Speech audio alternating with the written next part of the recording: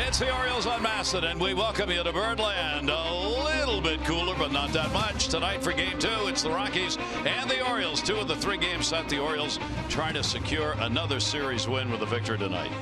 Hi, everybody. I'm Gary Thorne, and welcome for the Orioles. They continue red hot, trying to make it 6 in a row. Interleague play has been good for them so far this season, and the Orioles getting it done in every way. That little dip they had in New York is now long forgotten. As the pitching is up, the bats are getting the runs they need. Maybe not at the rate they were earlier in the season, but they are getting it done. And when the bats aren't working particularly well, here's what you do. Last night, you win when you get the opportunities. In the second inning, take a look. 1 error all season. Gold Glove, third baseman. Arenado commits the first of 2 errors. Orioles took advantage of it. Jones would pick up the RBI as he went the other way into right field. Orioles had the lead. In the 7th inning, Reimold, was he hit on the foot or wasn't he? He thought he was. The umpire said no. All right, let's go to the videotape, as Warner would have said. Yes, it hit him on the toe. Orioles take advantage. A ground ball again. Adam Jones, RBI, 10th inning, last play. Lyles on the mound, bobbles. Jones stops, going home, then goes, tag, drop, safe. Orioles win.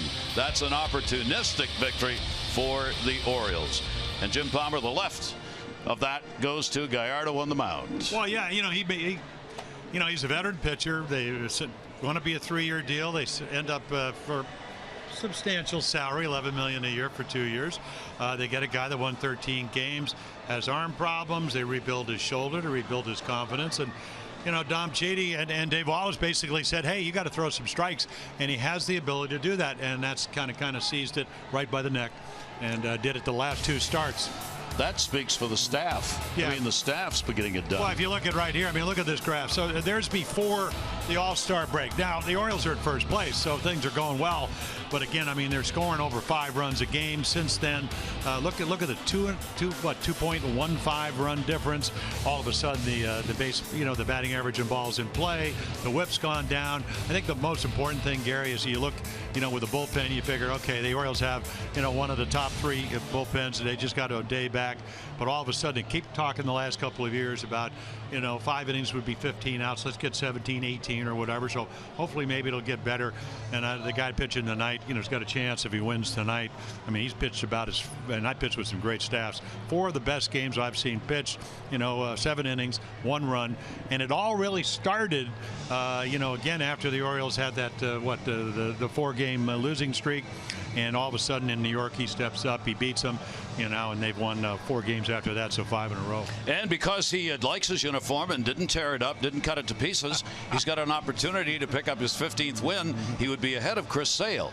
Chris Sale decided last time out, of course, he didn't want to pitch because the uniform wasn't good enough, so he didn't get his 15th win. Oh, I think he liked, it's one of those retro uniforms. I think he liked the uniform. It was just those little collars, I don't know. So he cut them all up. And I'm sitting with Jerry Reinsdorf, who owns the ball club. He goes, I think I'm going to have to suspend him. And he did. So as a result, Sale and Tillman both have 14 W's. When we come back, Chris will try and make it 15 and lead the American League in wins.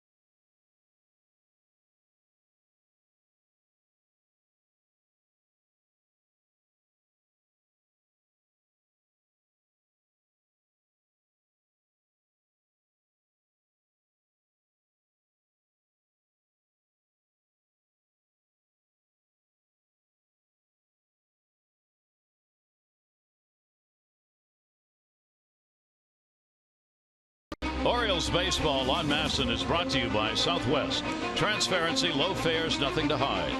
And by the Bob Bell Automotive Group, driven to be the best. Another warm day here in Baltimore, to say the least. Take a look at our BGE home game time temperature. 91 degrees, humidity at 48. Very little breeze blowing, start of the game. BGE Home, Baltimore's home team for heating, cooling, plumbing, and electrical. Why would you call anyone else? Take a look at the starting lineup. It'll be Blackmon, LeMahieu, Arenado, Gonzalez, Story, Dahl, who had his major league debut yesterday, former Oriole Mark Reynolds, Descalso, and former Oriole Nick Hundley. Blackmon, career against the O's, not bad. So take a look at Chris Tillman. Boy, has he been on a roll. A record of 14-2. A lot of fastballs. And, you know, the breaking ball is the curveball and the slider. It's a pitch that he's used. The slider quite frequently. Change up to the last couple of starts about as good as it's ever been. Less hits than innings pitched. Strikeouts almost one an inning. Every 3 inning, a walk. So maybe pretty much what it's been the last couple of years. And you can see almost 60% fly balls. Went through that one stretch, back-to-back games with 3 home runs in each of them. Other than that, he has kept the ball in the ballpark. He has never faced the Rockies before. Numero uno in this game for him. And Charlie Blackmon will lead it off. A 1-for-4 in the ball game last night. Good speed. Machado in at third. Pitches in there for a strike. 28-year-old Chris Tillman comes in tied for 8th in ERA in the American League. At home, he is 8-0. He has a 3.23 ERA at Camden Yards.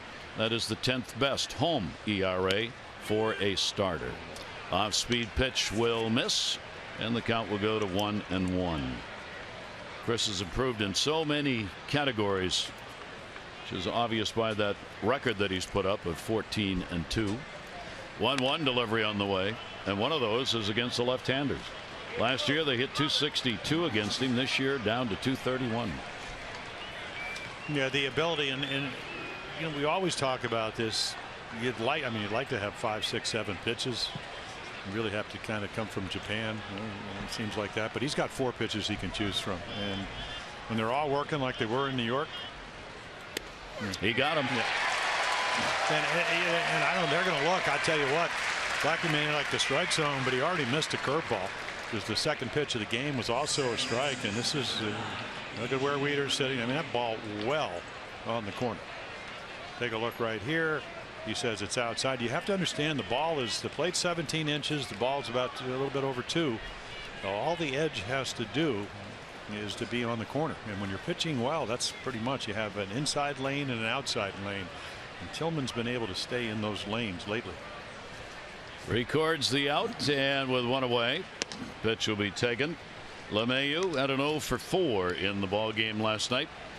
DJ LeMahieu having his best offensive season by far, already racking up career high numbers at this point of the season. 1-0 pitch to him, foul back. Yeah, already, I mean, what, 3rd in the National League in hitting. So anytime you're able to go through a ball game, I mean, it's only one game. You can see how hot he was in the month of June. You know, maybe certainly not as hot, but there's his skipper, Walt Weiss. 1 ball, 1 strike count on him. Tillman's delivery will be fouled away again. Can't get around on it. The Orioles come in now with a 2.5 game lead over the Red Sox, who lost yesterday. Toronto, they've won 2 in a row. They are 3 games behind. For Colorado, they're now 11 behind San Francisco. Their hope's got to be a wild card. Trouble is, they're 6 down there, and they've got 5 teams ahead of them for a wild card spot. 1 ball, 2 strike delivery on the way. Tillman staying away from him, and they're looping him off the end of the bat on these foul balls by LeMahieu. Yeah, you just think about it. I get home, and the Giants just got back to the West Coast. They've only won 2 of their last 10 games. So if you do play well, the Dodgers have. So the Dodgers are only 3 back in the loss column. So if you just keep winning games, which is what Weiss told the Rockies, you just never know what's going to happen. Foul back, Souvenir upstairs. You can see the perspiration already showing up. It is a hot night, and as we mentioned last night, and as Buck Showalter has mentioned to the pitchers, get out there, get out, and get off the field. Do it for yourself. Do it for your teammates. Gallardo last night aggressive in doing that. 1-2 is going to go to third. Manny Machado will make the play to Davis. Take a look at the defense, and it is a good one. Ever since Hardy came back, he kind of three-time Gold Glover, so he's your shortstop. Outfield, Kim comes off the DL, hamstring problems. He's back. Jones and Trumbo, and then Machado, Hardy with the 3 Gold Gloves. Manny won the Platinum best defender. Scope, Davis, and Wieters, and they're all playing like they won some gold. Certainly are. The Orioles have moved up to 4th in defense in the league, and very close to the top again after they had been in the middle of the pack or less for the first 2.5 months, but not anymore. 2 down, nobody on. Arenado, a 5-game hit streak, home run in the ball game, 1 for 4 last night. He'll go to third. Manny Machado's got it.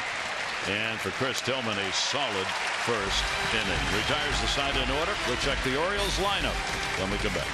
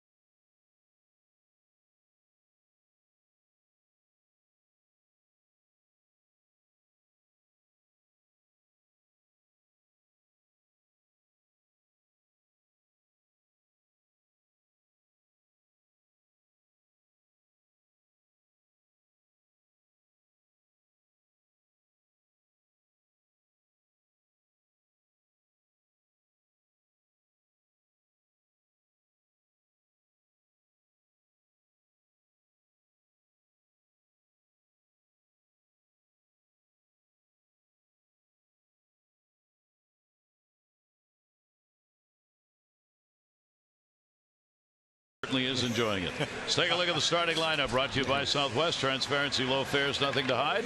Jones, Kim is back, returning from the DL today. Machado, Davis, Trumbo, Scope, Wieters. Pedro Alvarez gets the start as the DH, and JJ at short. At home this year, Adam Jones, 289 and 9 dingers. And that'll face Chad Bettis. Fastball, saying 92, 93, sinker. Got a couple of breaking balls, curveball, and slider, occasional changeup. He's pitched well. Again, I mean, the ERA the ERA at home is right around 6 runs a game. Again, that factors in.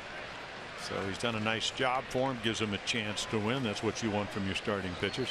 Coming off a game against Atlanta where it was actually 0-0 going into the 6th, and that was in Colorado. So he's been pitching well. Same record he had last year is what he has right now. He was 8-6 last year. He's 8-6 coming into this ball game. Adam Jones leading it off, had a 2 for 5, 2 RBIs. The Orioles got 2 unearned runs. 2 of the 3 they scored last night were unearned with errors made that cost Colorado. But Adam had a multi RBI ball game for the 12th time this year, as he got 2 in the game last night and scored the one that won it. Great slider down and away, 2-1. Yeah, that's pretty impressive. Gets behind 2-0 and then throws that slider. That's a pitch. I watched pretty much the whole game that he pitched against Atlanta, and he was able to really get them off balance with a really good slider pitch, 6 2/3 innings.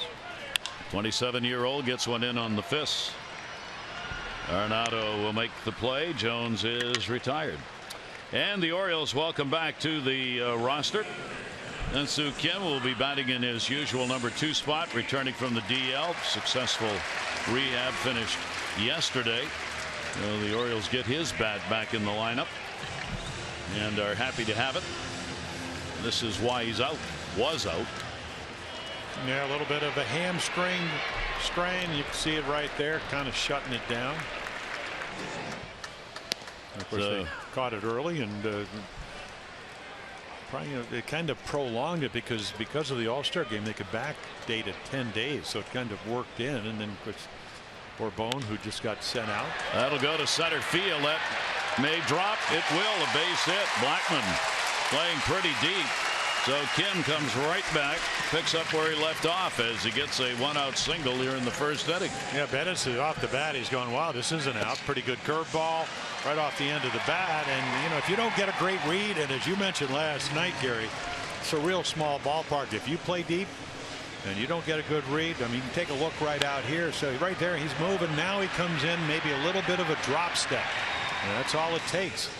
Boy, and that's what you want if you're the Orioles. Again, when you're able to turn outs into base hits, good things can happen. That's his 51st hit of the season for Kim in 153 at bats. The Orioles get a man on. Manny Machado did not get a game-winning RBI last night, even though he hit the ball back to Jordan Lyles, the pitcher. The error charged on the throw by Lyles, allowing Jones to score the winning run in the 10th inning last night. But he does have, as you see, a 5-game hit streak. 1-0 pitch on the way, and that's hit hard to third. Arenado's got one. Relay by LeMahieu is going to be good for 2. No runs, 1 hit, no errors, and nobody left on base. After 1, no score.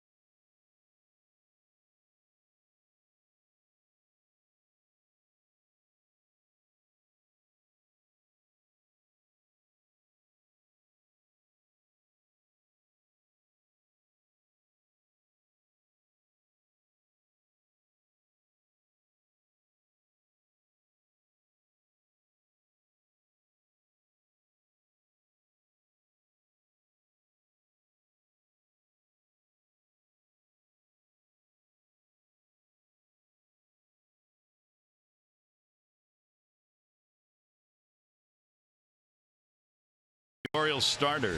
Yeah, you know, you kind of wondered. I mean, he'd been perfect at home. You go all the way back to September of last year. He's 9-0. So again, you know, similar ERA is actually a little bit better on the road. Run support, almost a run and a half better. But it doesn't really matter. He wins. And then take a look at this. And this is why it's significant. Orioles have had one 5-game losing streak, and that was in Seattle. And then the previous game on July 4th, Tillman pitched the next night. He ends up winning 2-1. And then, of course, he beats the Angels. He beats Tampa Bay. And then he stops a 4-game losing streak against the Yankees with a magnificent performance in the day game on Thursday. That's what your stopper is supposed to do, right?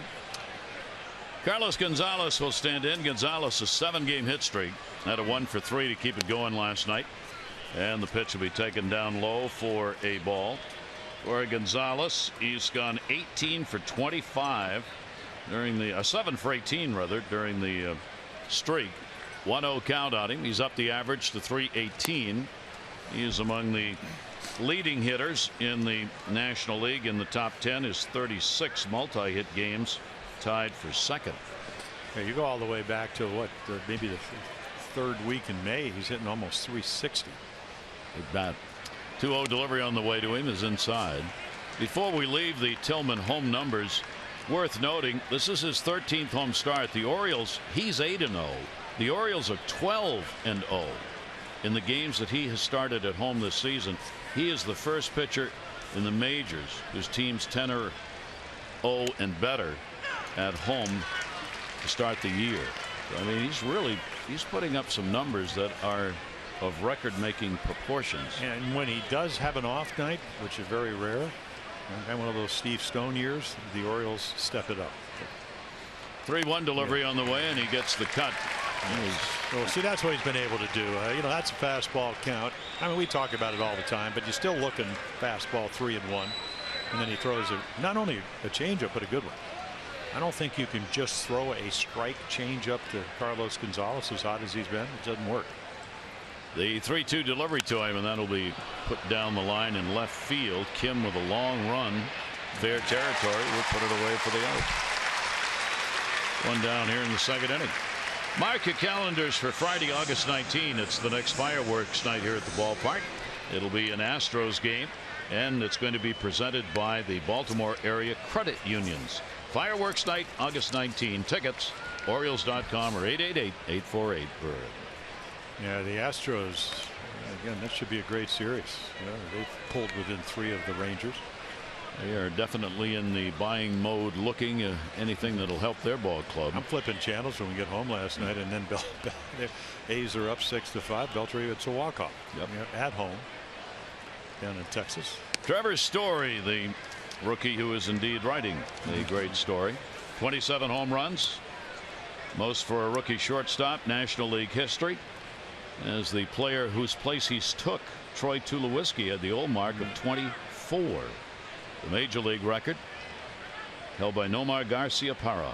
He had 30 home runs 1997 rookie year at short with Boston. Yeah, he had streaked to the big leagues. Double-A 10 home runs, Triple-A 10 home runs. Tulowitzki gets traded. Next thing you know, he's hitting 7 home runs in his first 6 major league games. And he will take the pitch on the outside corner for a strike. Story, then Dahl, the rookie. 1 ball, 1 strike count from Tillman. Not much difference. Lefty righties, 331. Lefties, 220. Right-handers. The overall batting average, 7th lowest in the American League, 226. Yeah, he thought he might be able to lift that curveball that stayed up a little bit. And it looks to me, and again, when you see somebody, you look at film, things like that, he is definitely, and we saw him last night, chase some balls, but he's a high ball hitter. He wants the ball right about maybe underneath where 27 is his number. When he starts swinging at Colorado, which he did last night, a little bit harder to hit. He's lowered the numbers. April, May, walk rate 7.6, June, July 10.7. So he's taking more pitches. This one will go to short. J.J. Hardy's right there, makes the play, and there are 2 down. Our league leaderboard brought to you by Coons.com. Over 2 million vehicles sold and counting. Well, the Orioles experienced that because they had a 3-game losing streak against the Yankees. Pitched pretty well, just didn't score a lot of runs. Astros get back in the Rays, and of course we know the Rays pitch well. And how about the Tigers? Look at those numbers. Starters 1.38 ERA. Here's Dahl, rookie last night. Major league debut, successful for him. He had a couple of strikeouts, and then in the 7th inning got his first major league hit, a base hit, and he would score as Mark Reynolds brought him home after he'd been wild pitched to second. Reynolds had a base hit to bring him in. 0-1 delivery on the way, and Tillman puts it up high off speed pitch. 1 ball, 1 strike count to Dahl. It took him 3 at bats where he got a ball down in the zone, and that's the ball that hit right back up the middle. He would actually score their 2nd run, give them the lead.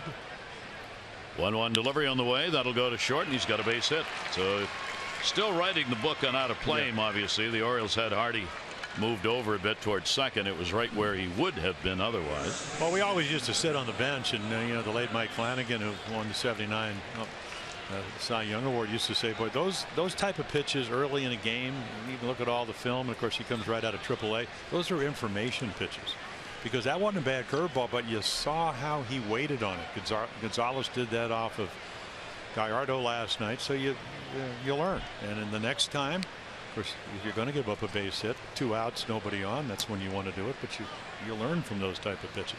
So Dahl is on with his 2nd major league hit, and here's Mark Reynolds. 1 for 2 with an RBI in the ball game last night. Mark He's hitting .275, real good number for him. 42 RBIs picked up by the former Oriole. Played here 2011, 2012. In 290 games, hit .221. He was brought to the Orioles to hit home runs, and he did. He did. And had that's a great what he's doing in Colorado. Great at bat off of Gallardo in the 7th last night, and with him, if you get the 2-out base hit, there is Yovani Gallardo. And what it allows with one swing, his capability is to hit the ball about as far as anybody. Count is 0-2. Pitch on the way, and that'll get away. Something to note on Matt Wieters. I was talking with John Russell for the game today. Remember, the ankle, the foot that's bad is the right one. It is heavily taped and doesn't bend. It doesn't move. A couple of pitches the other night, last night, that kind of got away from him. They were both wild pitches, but normally he would have gotten out to block. He has a hard time moving to his right on some of these. And you can see the way he's setting up. He gets him as he's spreading that foot out to give himself a little more leverage. Couple of strikeouts for Tillman. No runs, 1 hit, no errors, and 1 left.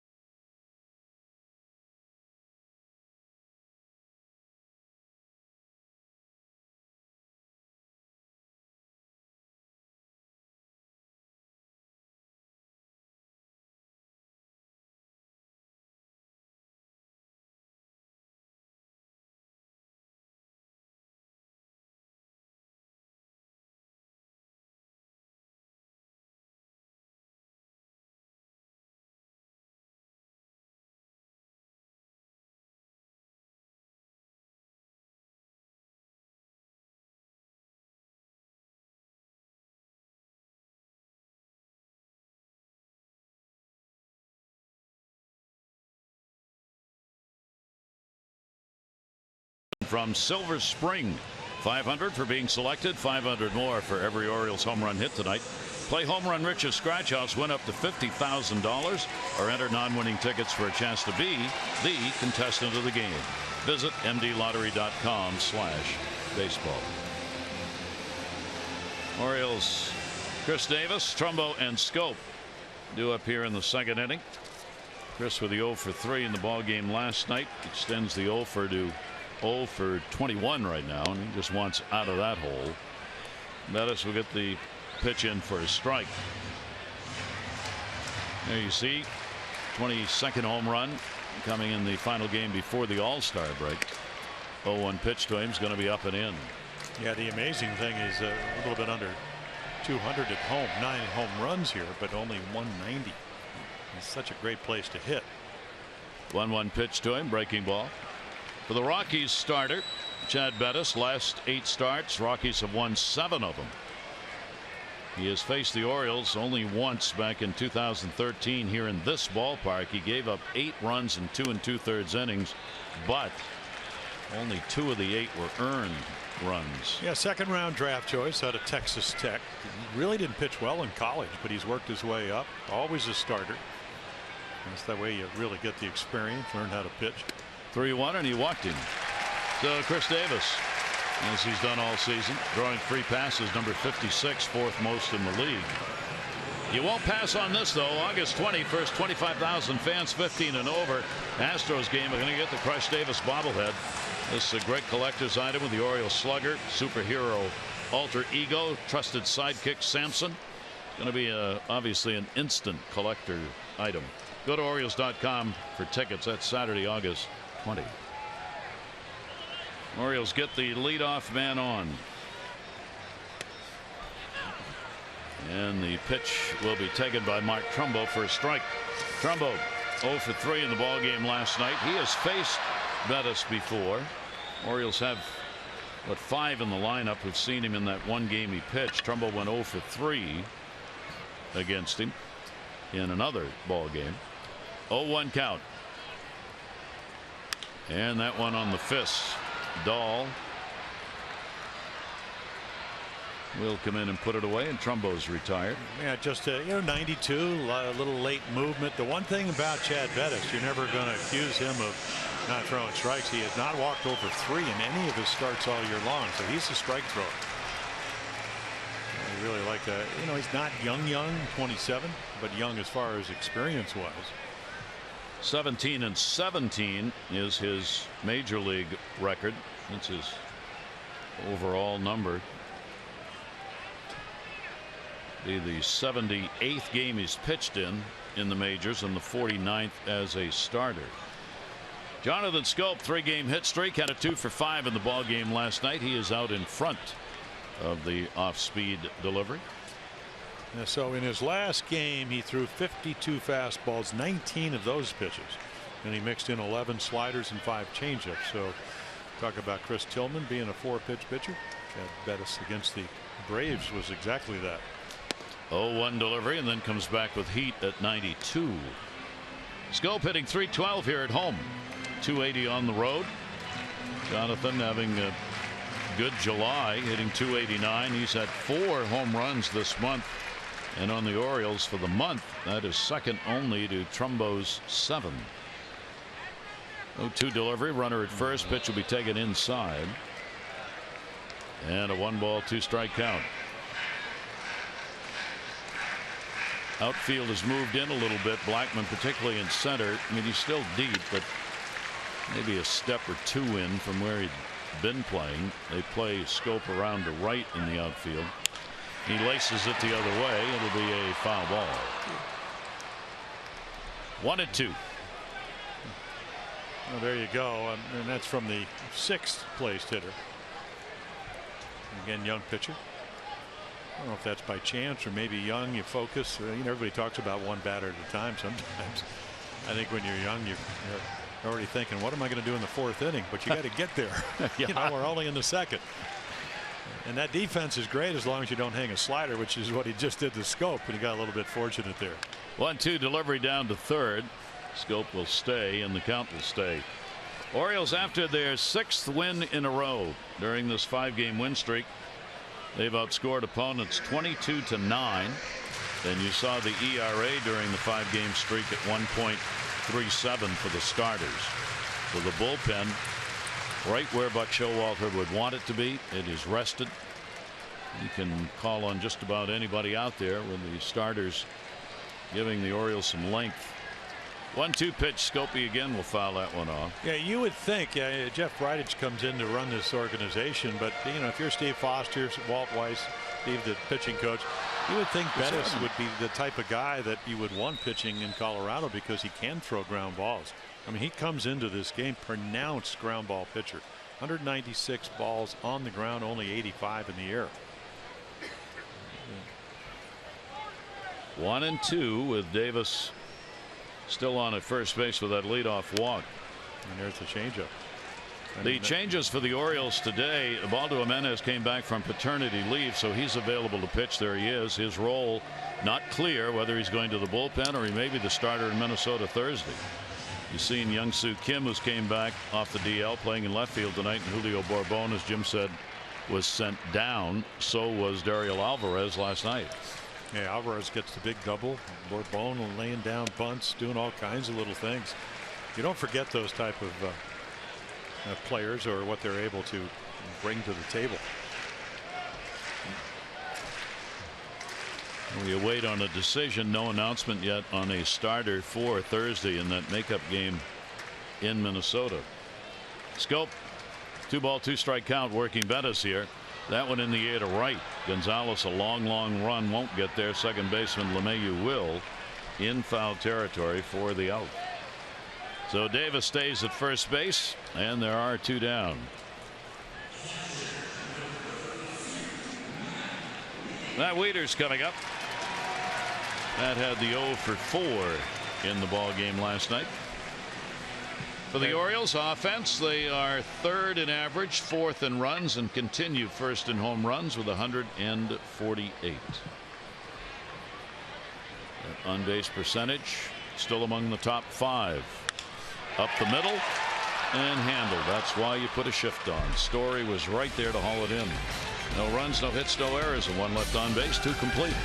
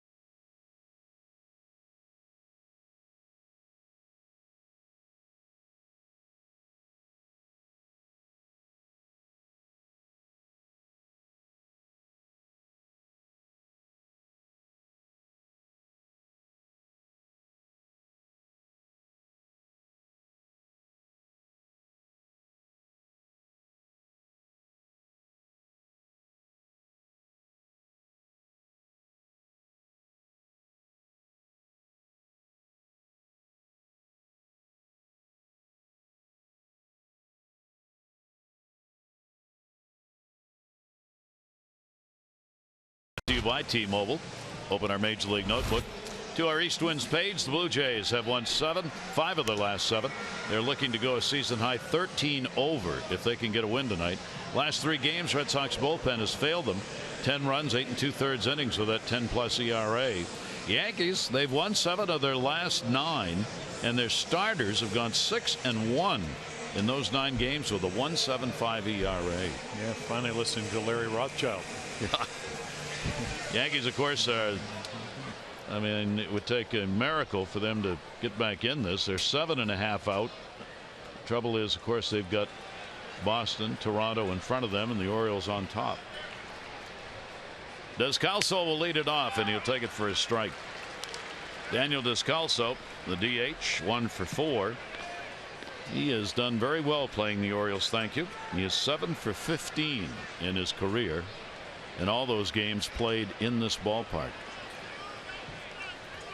Yeah, one of the big outs. He came up. He came into last night's game. 13 for 28. Runners in scoring position, and Garretta was able to, in the second, make a great pitch to get him to ground out. Descalso will take that one down the line, and it is a foul ball by just that much. Yeah, a little slider that stays up, and he comes out of the Cardinal organization, and big ballpark. You watch them take batting practice in Jupiter.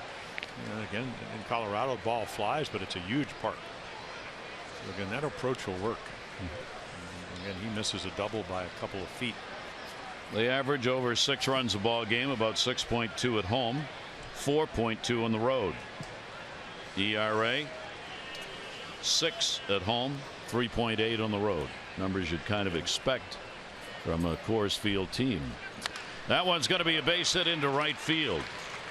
So Descalso is on, played in by Trumbo, and a leadoff single with Hundley coming up.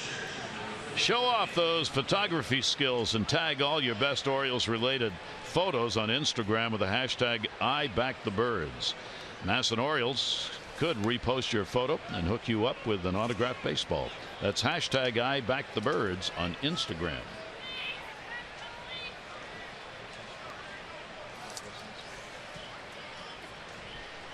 Here is Nick Hundley. Hundley had an 0 for 4 in the ball game last night. Tillman surrendering the second hit. A couple of singles picked up. Hundley will take the pitch inside. We said last night, Nick, former Oriole, very much liked. Great teammate. Same's holding true. Talking with some of the guys today for Colorado, they were like, hey man, this is a really good guy. This is someone they really relish as a teammate. Hard worker, great attitude. Pitch taken up high, and a 2-0 count on him. For Hundley, when he played with the Orioles 50 games back in 2014, he hit .233, 5 home runs, 19 RBIs as an Oriole. Some injury problems have troubled him this year, kept him out of some ball games. Tillman, Descalso looking over at him at first, very short lead. Put up in the air to left field. Again, he had to draw the hands and arms in on that one. Kim will come on and put it away. Yeah, Chris Tillman can get, he's so deceptive. 6'5", way over on the third base side of the rubber. You know, he really believes that, not way across his body, so he's still able to throw it. And Buck Showalter talks about it all the time. Hitting instructors talk about it. When you're throwing downhill like he's able to when he's pitching well, and when you're 14-2, you're certainly doing that. It's hard to really center balls. And again, he just feels like against righties, you know, lefties, as you mentioned, pitching better, Gary, but the first thing he sees is the glove. But against righties, the angle, very difficult for them to hit. Blackman, a strikeout victim, his first time up, 1 away.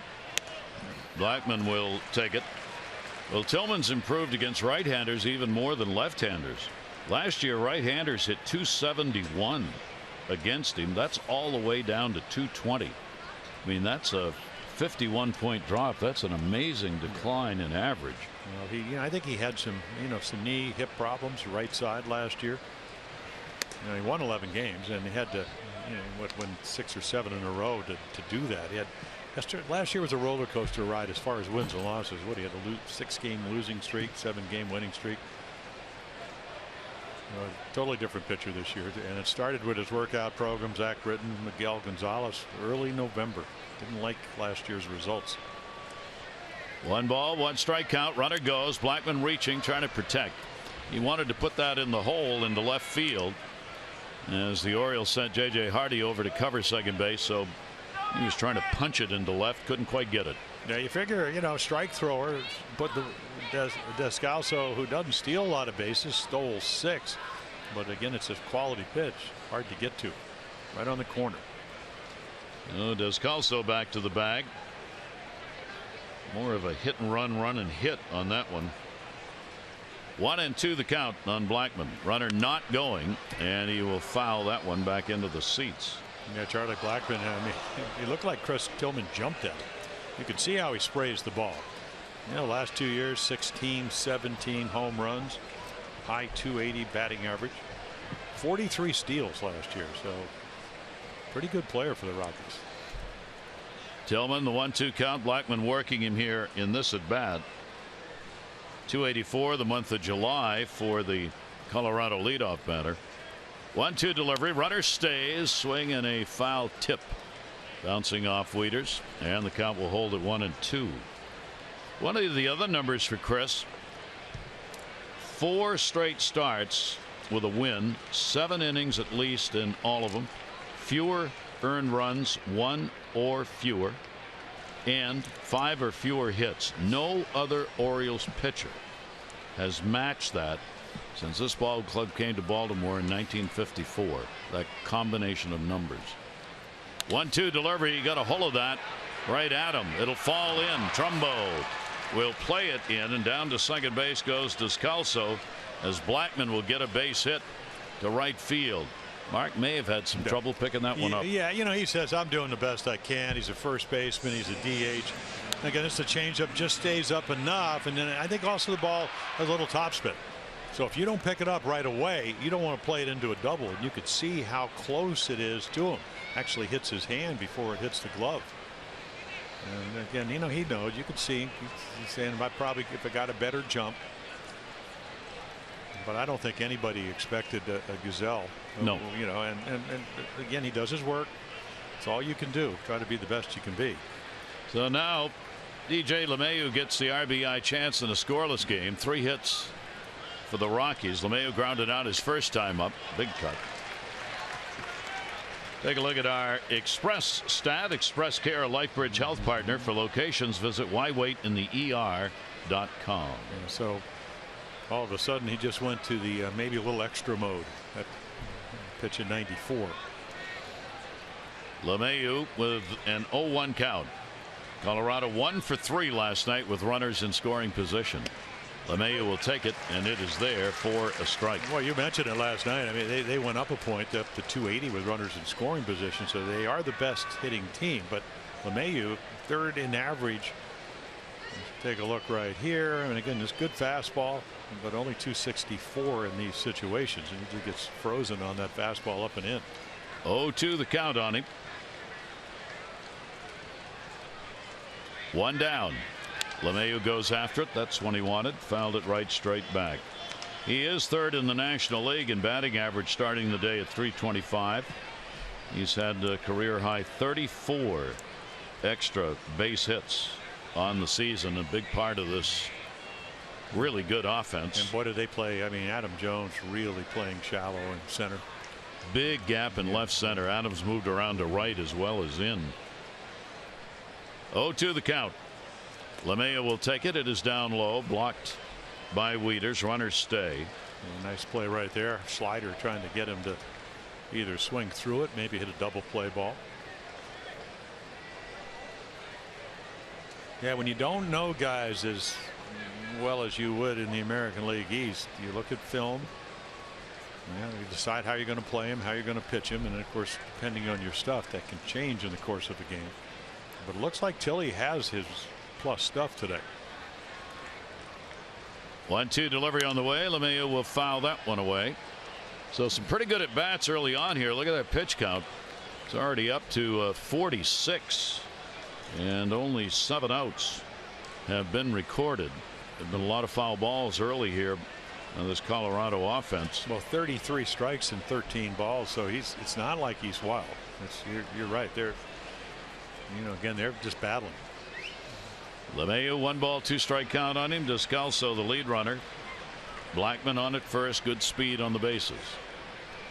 Tillman, the 1-2 again, and this one shuffled to first. Base hit into right field. Trumbo will be up with it. Descalso's going to be held.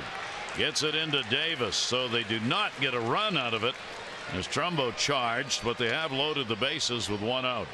No, that's how you're at 3rd best average. I mean, watch him inside out that. And it's almost like, I'm certainly not saying that Chris, I think he's blocked by the runner. He doesn't see it till the ball goes right by Blackman. So again, I think normally he plays first base about as well as anybody. Might have been able to keep that ball in the infield or catch it.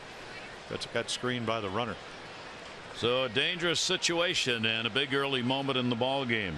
Arenado had the home run last night, 26 of them on the year. 2nd in the National League in homers. Will stand in with the bases loaded and 1 away. Descalso is singled at 3rd. Blackman single 2nd. LeMahieu, the base hit, who is on at first base. Yeah, 2nd in the National League in total bases. That's singles, doubles, triples, home runs. Led it last year in extra base hits. Tough out. Only 1 away. He'll take the pitch. It is in there for a strike. A little taken off that one. Colorado this year, they have had 3 grand slam home runs, and not one of those by Arenado, but he has picked up 5 RBIs with the bases loaded. He's gone 8 RBIs, 3 for 9 with the sacks full. Great pitch as he came in on him. 0-2. Yeah, 380 at bats, 57 strikeouts. So, yeah. But I don't know if you make that kind of pitch. Great changeup with great life, great location. Infield double play depth. Little breeze is picked up blowing out to left at the moment.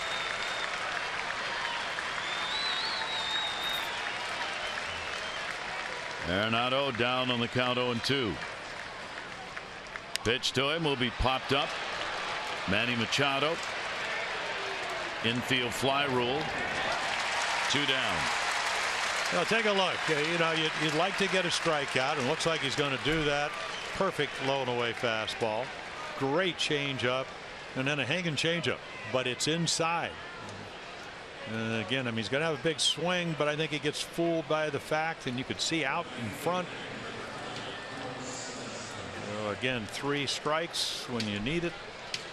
And it doesn't get a whole lot easier. You can see he might have thought he had a pitch to hit, but popped it up. So now there are 2 down, and here is Gonzalez. He has had a grand slam. He's gone 1 for 8 when the bases loaded. And that was the long ball. Sacks are full, but there are 2 down. He flied out to left field his first time up. Tillman's pitched to him, and the big swing, and he bounces the bat in his hand. That's what he was looking for, and he couldn't drive it. Yeah, he's about 6 feet, 6'1", but he's about 220. And you know, if you watch again, the ball flies in Colorado, but these guys hit home runs straight away, left center, right center. Really doesn't matter. It's just 0-1 count. Infield, of course, can stay back now with 2 down. Tillman's pitch to him will miss down low for a ball. So Tillman having to work a lot early through the first 3 innings. Retired the side in order in the first, just a base hit in the second, but 3 singles. And has got a chance to get out of this and keep it scoreless.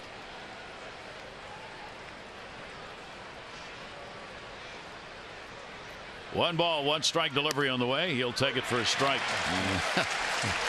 Kind of made his feelings known, and so did his manager from the dugout. But what? He's already, I mean, the minute he hears strike, he's, I can't believe it. You know, Hundley did get called out on a ball, a couple of balls off the outside corner, and kind of pleaded with John Hirschbeck. Corey Blazer, home plate umpire, has been known to probably give the shadow of the doubt to the pitchers in his career. 1-2 delivery on the way. Check swing, and a ball that'll be down low. A 2-ball, 2-strike count. Yeah, Gonzalez hit the slow curveball last night, and you can see right there, and when you're hot, you're able to stay back and just react to the ball. Tillman really hasn't given him anything to hit to this point. Pressure inning. They're both teams here in a scoreless ball game. Descalso, Blackmon, LeMahieu on the bases. Tillman with a 2-2 delivery to him, and just fouls it off Wieters. Well, you mentioned how deep and talented this lineup is for the Rockies. This is a high fastball, kind of cuts in, and really there's nobody better than Matt Wieters as far as catching foul tips, but that ball just gets up to the top of the glove. And just think about it. You got the bases loaded, you got 2 outs, and then you have the NL Player of the Week waiting on deck, and Trevor Story. Silver Slugger Award winner at the plate. 2-2 delivery on the way, and Gonzalez goes down the line in left field. It is a fair ball. It'll ricochet around and up. The Orioles may get a break on that. It went up into the seats, but Gonzalez delivers a 2 RBI double. Could have been 3 if that ball had stayed in play, and the Rockies are on the board. Yeah, finally gets a ball away, and you could have a great angle right here. It looks like it may curve, and it does, but just inside the line, and it's almost like it hit the edge of the grass and kicked into the stands. Well, the ground rule doubles will make the runners at second and third, and again, as we mentioned, Story comes to the plate. Boy, that's a big RBI. 2 down on the count, and Gonzalez comes through with it on their 5th hit of the ball game. RBI number 61 for Carlos Gonzalez, just out of the top 10. Here is Story, popped out his first time up, takes the big cut on the 84. So there you go, and I mean, first 100 games, McGuire, Al Rosen, Abreu, Wally Berger, back of the Red Sox 1930, and then Trevor Story. They're playing in their, what, 99th game? Yeah. On pace for 44 home runs. 0-1 count. two more in scoring position. So this is another big at bat. A base hit here can score a couple, as LeMahieu had to go back to third on the ground rule, and Gonzalez with the double down at second base. And Walt Weiss looking for another big hit from Story. And again, Tillman able to get ahead on the count, 0-2.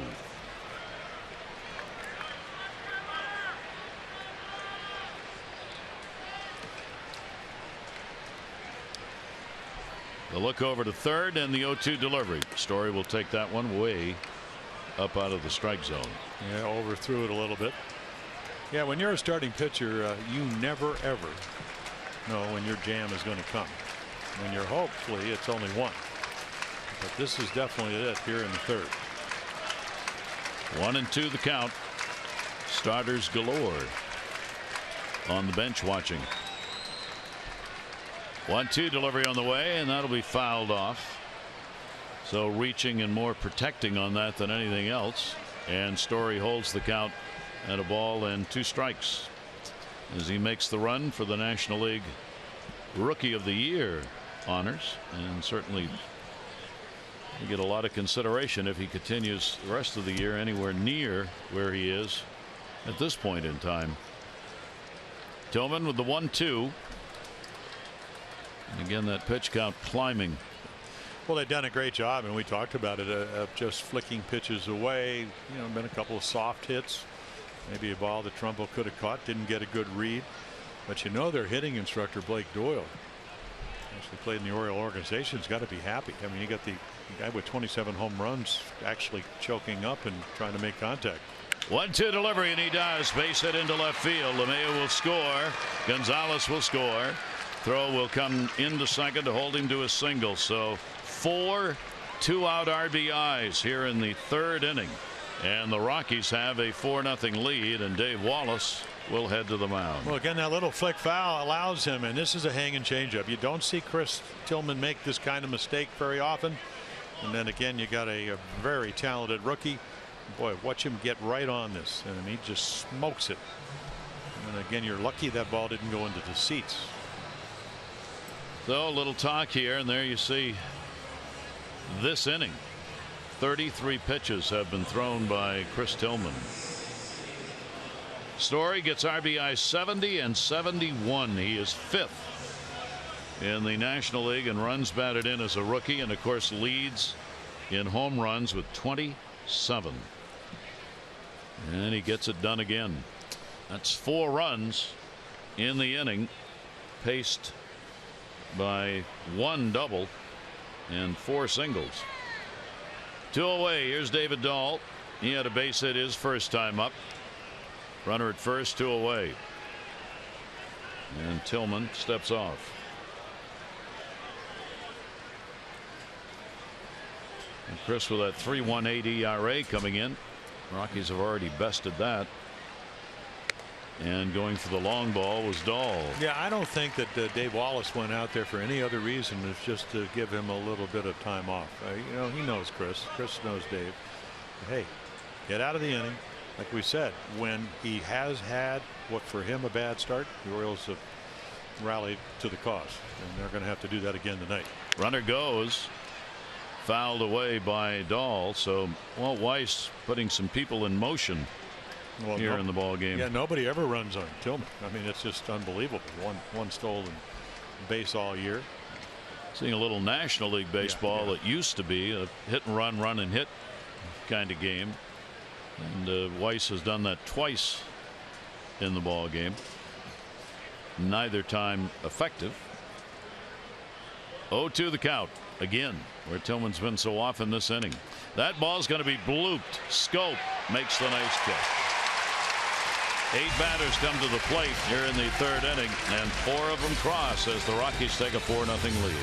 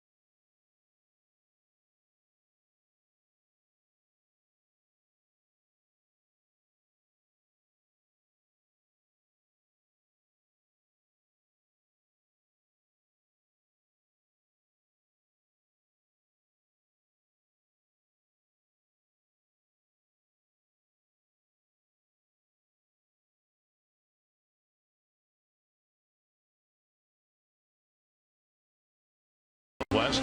Transparency, low fares, nothing to hide. And by your Baltimore BMW centers.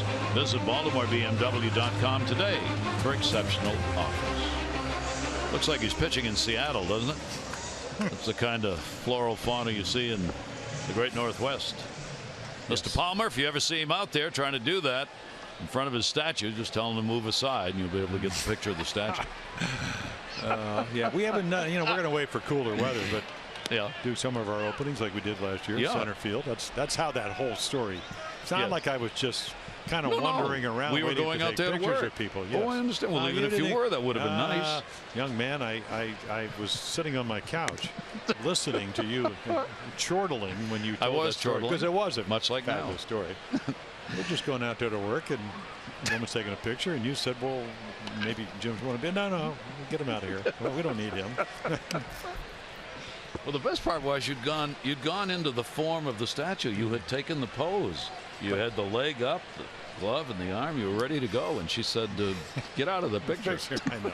You had to kind of be there, but you did. No, you didn't have to be there. No. The story works. No, because you keep telling it, but no. I do. I'll be telling you for the rest of my life. Well, it was.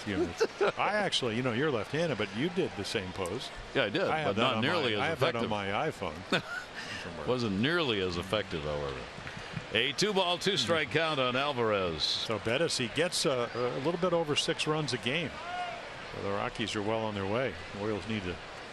He's going to get 6.24, which is what they average.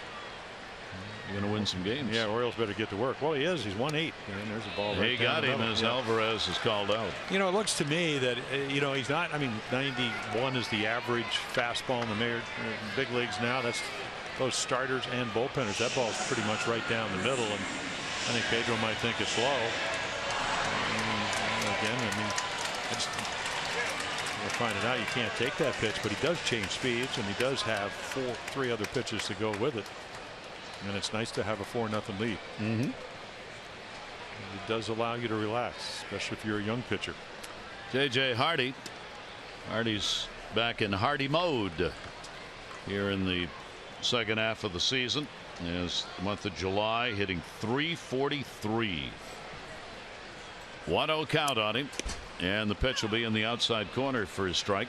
J.J. had an 0 for 3 in the ball game last night.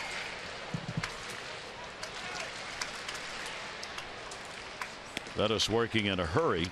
Will miss inside with it. 2 balls and 1 strike. Detroit started out again tonight with the lead over the Red Sox. They beat them last night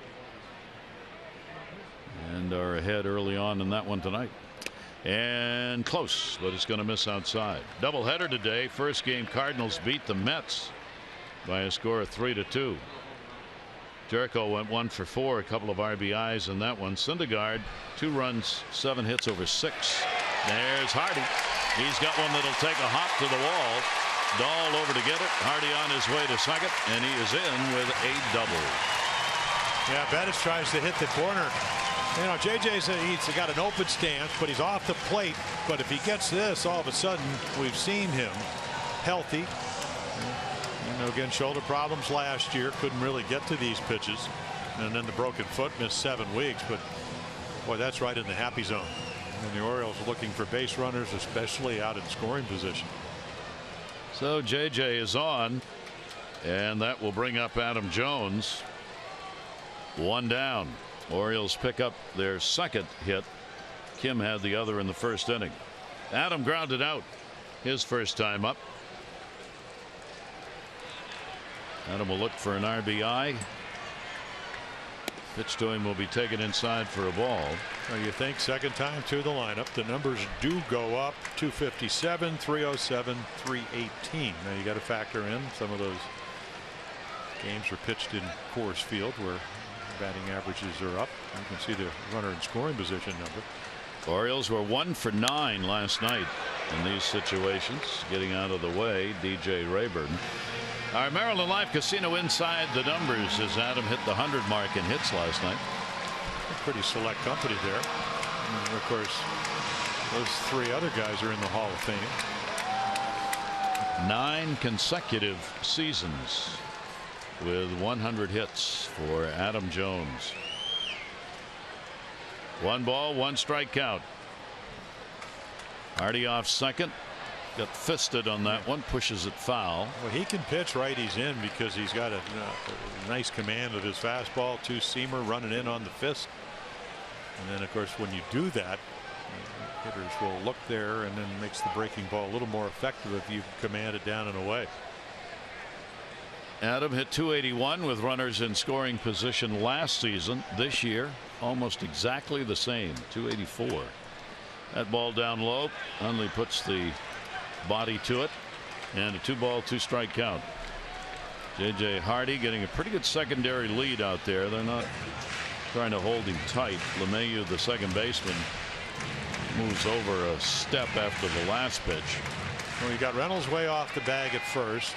You know, the RBI single that Adam got yesterday was between first and second. So, you know, LeMahieu, you'll shifting right there. Off the fists again and back. Great thing to see is that Adam has gone through a couple of periods this season where there have been some nicks and bruises that have slowed down the swing a little bit. But right now, he's in full swing mode. There appears to be no pain, nothing bothering him. Well, you saw that in June when he hit 11 home runs. Yeah. He hit well over 300. There's the hitting instructor, Scott Coolbaugh, hitting coach. 2-2 delivery on the way, and Adam pitch way down low. Hundley, I don't know if he got hit with the bat or some dirt jumped up. That pitch was so low. Well, we saw Colorado do it. You know, when they make quality pitches and that looked like a changeup or something with really good late movement, is that if you foul it off versus swinging through it, you just continue the at bat and you hope to get a better pitch, which they did. 2-ball, 2-strike count. Big lead at second. Inside again. Yeah, nice pitch. At least you know what he's trying to do. He's trying to get in on his fist. And you can see Hundley move in and then try to bring it in about 3 or 4 inches. See if he tries to slide her away now. 3-ball, 2-strike count. 1 away. And came back inside again. Yeah, another great 2-seam fastball with late movement. Oh, they're making him work. And that's what you want to do. He's pretty efficient. 16.3. Tillman came in at 16.5. Again, a ground ball pitcher when he's pitching well in a fly ball ballpark. And again, another one of those oddities. He's 4-2 at home and 4-4 on the road. And now goes outside and way outside. Yeah. So Adams on the second walk. Surrendered by Bettis in the ball game. The Orioles return home next Tuesday to begin a 3-game midweek series against the Rangers. Good seats remain. Game times for Tuesday, Wednesday, and Thursday, all 7:05.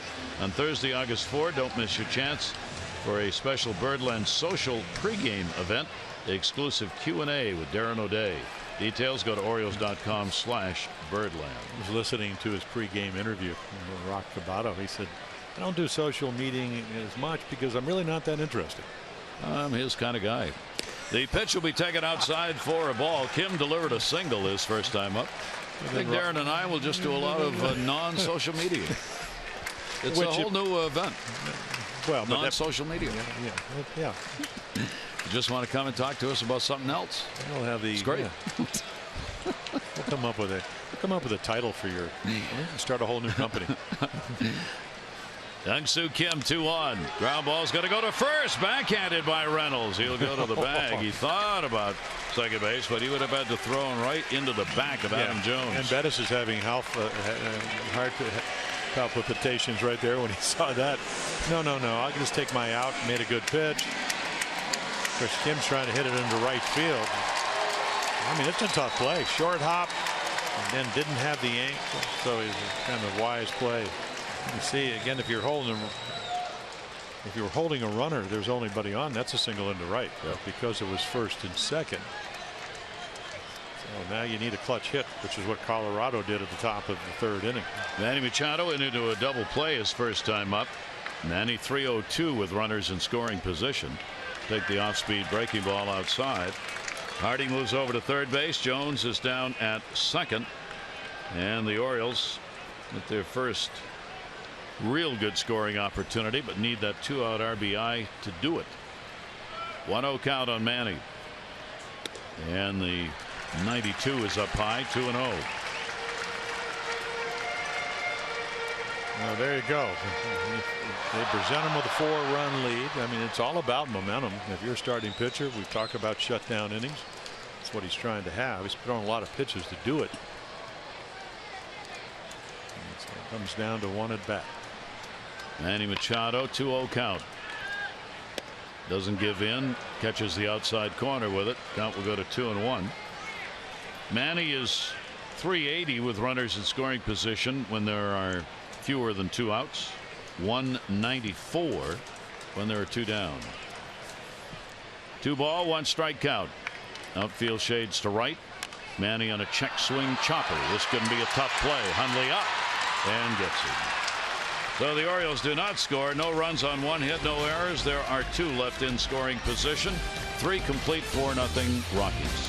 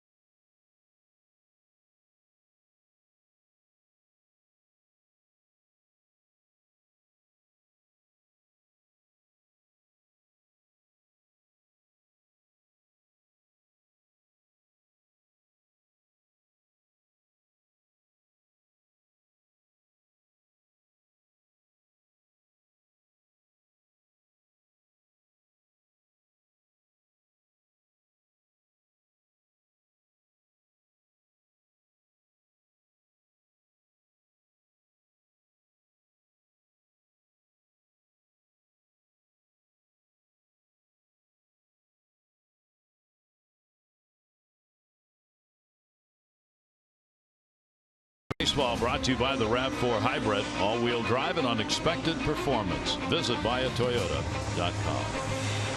91-degree night at game time. No breeze at the moment here at Camden Yards, and another good one with the pitchers locked in. Colorado getting the big inning, 4 runs, 5 hits in the third. They sent 8 to the plate. The only one who didn't make it was Mark Reynolds. Reynolds, Descalso, and Hundley, 7, 8, 9. Strikeout victim his first time up. No walks, 2 strikeouts for Tillman, 2 walks, 1 strikeout for Bettis. And he's taking all the way for a strike. 4-6-0 for the Rockies. They've left 2, 0-2-0 for the Orioles. They have stranded 3.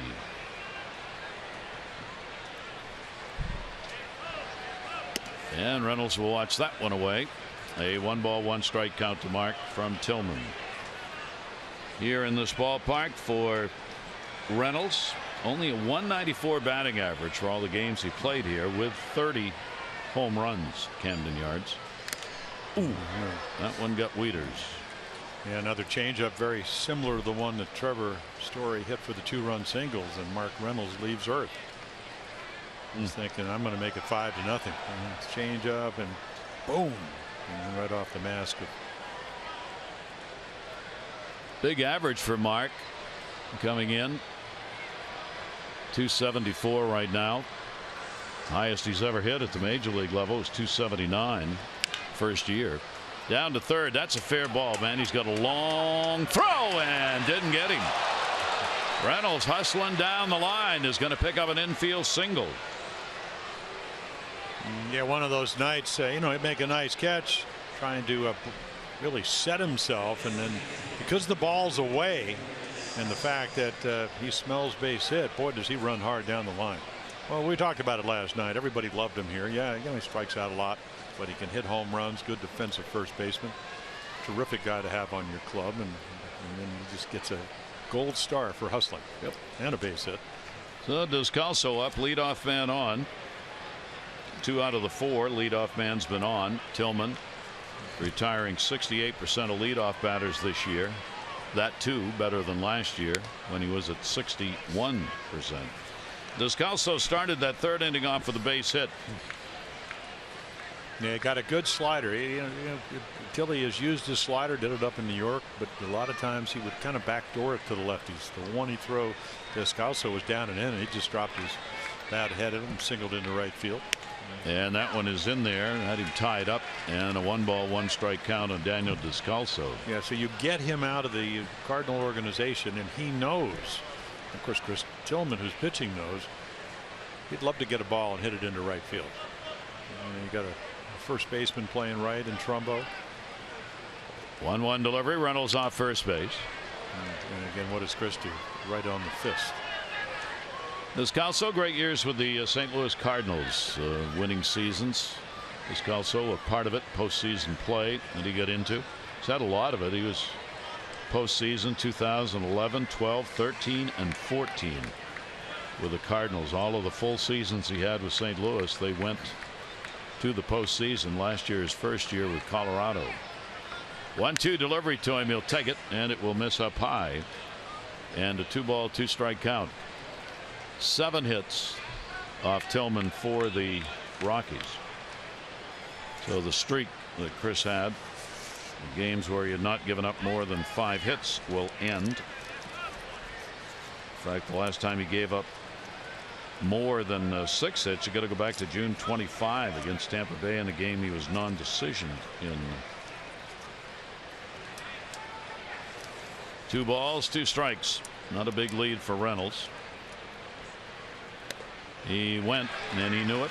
No questions asked. Tillman to K, his 3rd.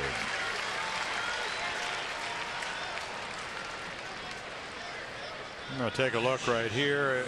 Again, nice riding fastball. He throws it so easy. I think you can get on top. Just couldn't stop the bat hit. So 1 away with a runner on at first base. Here is Nick Hundley. He flied out to left field his first time up. Second year of a 2-year deal with the Rockies. Breaking ball, Wieters moving to stop that one and did, holding Reynolds at first base. Well, you can see again how gingerly he moves on that right ankle that was hit by the pitch up in New York. Going to his right is not easy. It's taped hard as you can. But just think again. I mean, look at the pressure you just put on your knees and your ankles anyway. I mean, you're up on your toes. 1-0 delivery to him down to 3rd. Fair ball. Manny Machado, great play. Gets one. Relay. Oh, what a double play. Around the horn they go as Manny Machado kicked it off, and then Jonathan Schoop with that tremendous release on a low throw still gets it over to Chris Davis in time. No runs on 1 hit, no errors, and nobody left on base.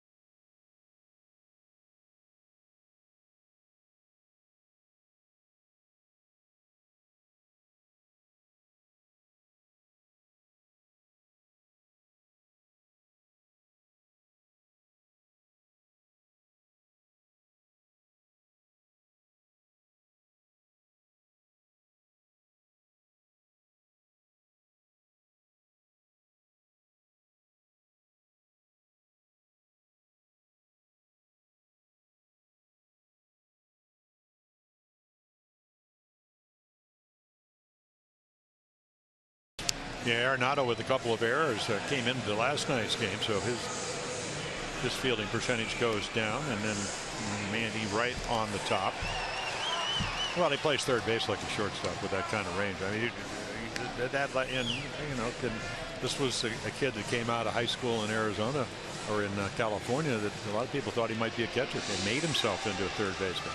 Manny came up as a shortstop. One of the most highly touted young shortstops in the amateur draft. But I don't know if you ever see a better play than we just saw. No, that's great double play. That that's exceptional on all three parts of it. Chris Davis drew a walk his first time up. Davis, Trumbo, and Schoop. And we'll take the pitch for well, that play probably, again, I mean, not only does he catch it, but they turn two. So Tillman's going, I'm going to rest. When I go back out there, I'm going to keep throwing up zeros, and maybe we'll score 5-6 runs, and I may not win, but we're going to win, and that's really what Chris Tillman's about. 1 ball, 1 strike count, and that one just got away way up high. Bettis, the 27-year-old, 0-1 lifetime against the Orioles in the only appearance he's had. He came into today the most hits surrendered and the most earned runs allowed in the National League. Pitch will be taken 4, a strike. Yet he is, as Jim said, 8-6. His numbers, you got 138 hits in 115 innings. You don't like that if you're a pitcher. His strikeout walk ratio is about 3-1. That's okay. 2-2 pitch will be grounded into the shift. Neu over makes the play, and Davis is retired. On Tuesday, August 16, the Birds begin what could be a pivotal 2-game series against the Red Sox. Show your Birdland pride and paint the park orange. Tuesday, Wednesday games are both at 7:05. That's August 16 and 17. Get your tickets at Orioles.com or 888-848-BIRD. That'll bring Trumbo up. He flied out to left field his first time up.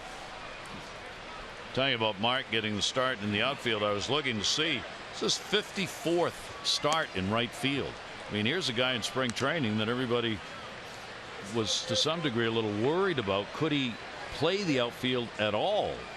Well, he's gotten it done. Well, he's played it. He's played well, and every once in a while it's hard to play the outfield. And one of the hardest balls, and we saw it.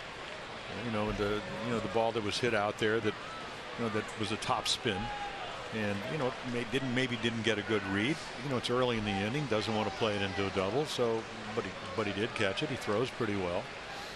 He's played a really good right field, I think, here at Camden Yards, which can be a little difficult. And he does the best job he can. Well, can you really ask for anything more? No. But especially if somebody was signed with the original intention that he would be the DH, and then of course Chris Davis ended up coming back to the Orioles, so that kind of changed things up. And then you got Pedro Alvarez, so he had to play some in the field in order to make the parts work for Buck Showalter, and he's done that. 2 ball, 2 strike count with 1 away. That's to third base. Arenado up, makes the play. Notice how he plays third, the way J.J. Hardy plays short. Hardy, we've noted a number of times, he does it differently even than what most teach. He plays with the bare hand out of the glove, and he makes the play with the glove and then puts the hand down for the transfer. Yeah, but you can see right there, there's 2 steps, and like kind of crow hops, and then the hands come together. And that gives you the rhythm. You're always taught that as, obviously as an infielder sometimes, but also as a pitcher. Catch the ball, but ultimately the hands will come together to give you control of your body and your front shoulder, which is your steering wheel. 1-0 delivery on the way. We've talked to JJ about that a number of times, fielding a ball that way, and he says, I feel the ball better. I have a better presence of where the ball is when it's in my glove, and I don't have my hand immediately coming over the top of it. I just control things better that way, and Hernando at third base seems to do it the same way. Jonathan Schoop popped out first time up. Take a look again. Another crow hop and another out. So Bettis retires the side in order, and it remains a 4-0 Rockies lead.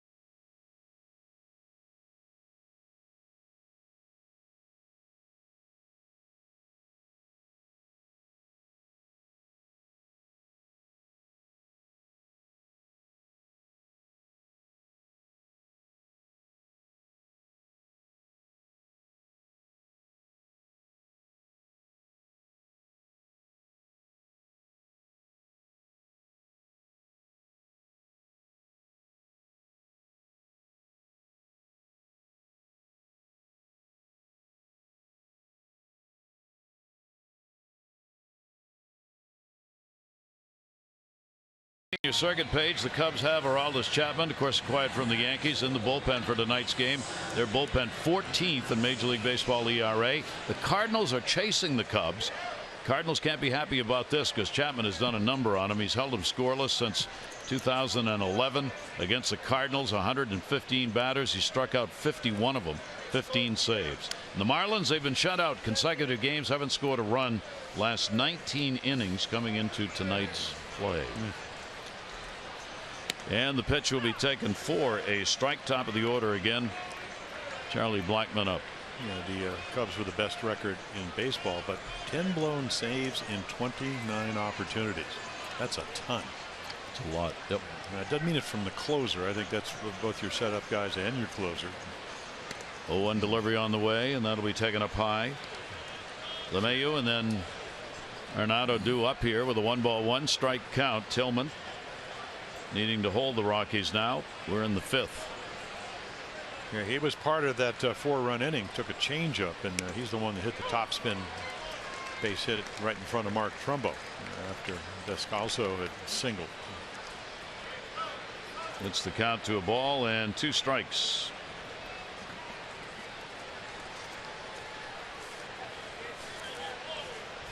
Tillman, who works virtually out of a set position. 1-2 delivery on the way, and he was late on that one. And strikeout number 4. Yeah, the Descalso base hit that started the 4-run rally. It was down and in, but again, if you look at our Nissan pitch track, this is the way he pitched in New York. So you give up on a little bit. You think it's up and away, and then you realize, oh no, it's coming to probably hit that outside corner, and you try to go cover it. And it's most lefties like the ball down. Great angle right here. You can see outside third of the plate. So 1 away. LeMahieu a base hit, a run scored, and he has grounded out. 1 for 6 in the series and make it 2. Well, all you got to do is look right there and see why he's third in hitting in the National League. 2 of those tonight. Take a look at our PNC minor league report. PNC for the achiever in you. Geez, another catcher that is really hitting very well. The last couple of years, Delmarva for a couple of years, Frederick high A, and again this year it looks like he's hitting a lot better.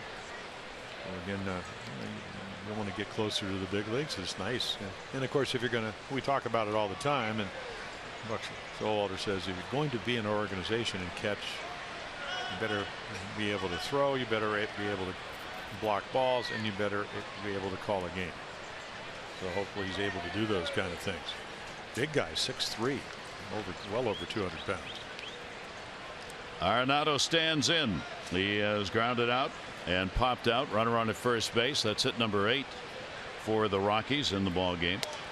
I was looking, there was a note I saw today regarding Chapman and relievers in general. Major league teams coming into today's play win 97% of all games when they are leading after 8. And if they're leading by exactly 1 run going to the 9th inning, the record's 140-16 in those situations. Going to the 9th with a 1-run lead, teams have won 140 of 156 games. And there's Zach Britton, 32 out of 32. I mean, I read all the stuff by the pundits, the sabermetricians, that said anybody, because the percentile's about 90, can pitch the 9th. But I'm not sure you can do that after you've blown a couple of saves. I saw Lupinella up at Cooperstown. One used to always grouse when he was managing the Mariners, who had pretty good clubs. Ken Griffey Jr. played on that team, and he said, Jimmy, you got to win the games you're supposed to win, and that's what good closers allow you to do. Yep. And that's why the Cubs went out and got Chapman. If you got a lead going to the 9th, that's a got to win game. Right, but everybody assumes, and the number guys tell you, well, it happens 90% of the time. I don't know. Well, it does. Well, it but does. Is it because you have closed? Yeah, well, that's a really good point. 2-1 delivery. That one's going to get down the line. That's a base hit. Arenado got one. Maybe he's going to get an RBI. LeMahieu's going to turn. He'll be coming home. It'll be a double and a run batted in. And the Rockies take a 5-0 lead. Well, yeah, what's happening to Chris Tillman is he's finding out, and he's been so good, is that this team can hit. So if you don't make pitches, it's the hanging changeup. And he's probably thrown them 5 or 6 tonight. not going to miss him. And you could see Kim, he's way over in left center because you're figuring he's not going to pull the ball, but he does. And then again, you got somebody, LeMahieu, can run a little bit and steal bases. So again, this is a pretty tough lineup, and really seeing as we look at Tyler Wilson what the Rockies are about. Arenado, the leading RBI man in the National League. That will be his 78th RBI. He and Jay Bruce entered the day tied for the RBI lead. Now Gonzalez, who's already had a couple driven in. He got a double in the third inning. Runner at second base, 9 hits on the board against Chris Tillman. Still only 1 away.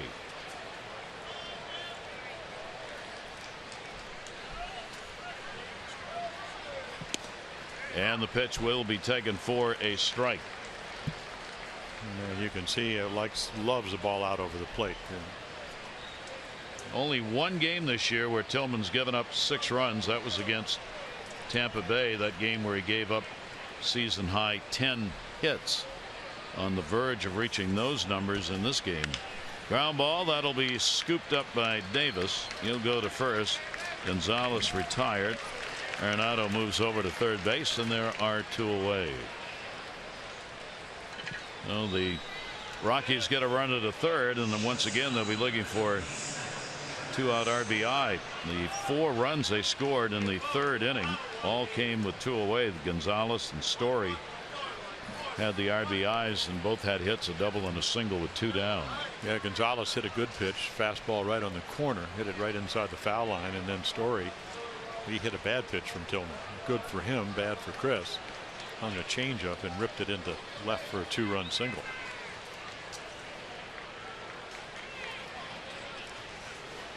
Two down. Pitch gets away, and the run will score. So Arenado will score from third base, and a couple of runs in here in the 5th inning.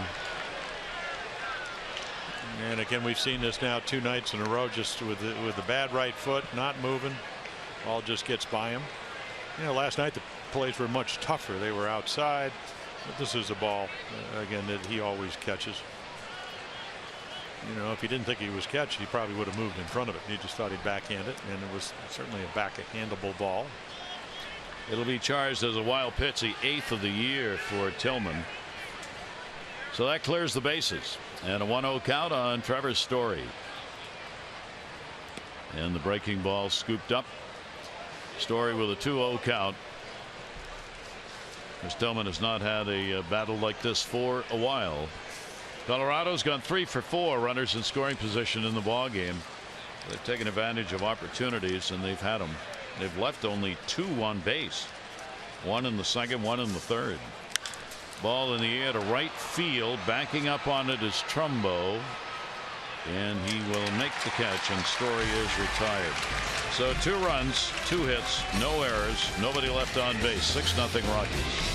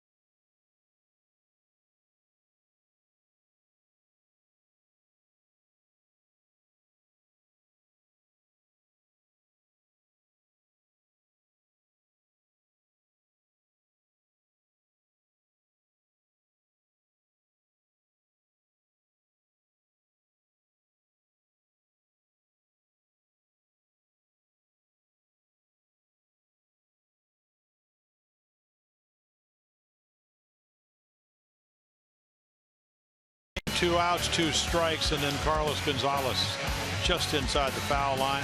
Crown Rule double, scores 2, hanging change up to Trevor Story, make it 4-0 as they have a 4-run inning. And then look at this defense. Doesn't get a whole lot better than this. Machado to Scope. They turn the double play. Tillman out of the inning. Those are your Geico game highlights. 15 minutes could save you 15% or more on car insurance. Visit geico.com for a free rate quote. Matt Wieters leading it off. Matt has an 0 for 1 in the ball game lined up. And Chris Tillman will head to the clubhouse. And the pitch taken inside. So Sale and Tillman will continue to be tied in the American League in wins with 14. Well, you talked about the one game where Tilly got roughed up, and that was against Tampa Bay. Orioles scored 8 runs. So you need to get Bettis out of there some way. Get the bullpen up. They got a pretty good one. Saw some real good arms last night. Bettis very effective in this game. 2 walks, a strikeout, putting the ball in play. Mixture of grounders, strikeouts, fly balls. Wieters, Alvarez, and Hardy due up.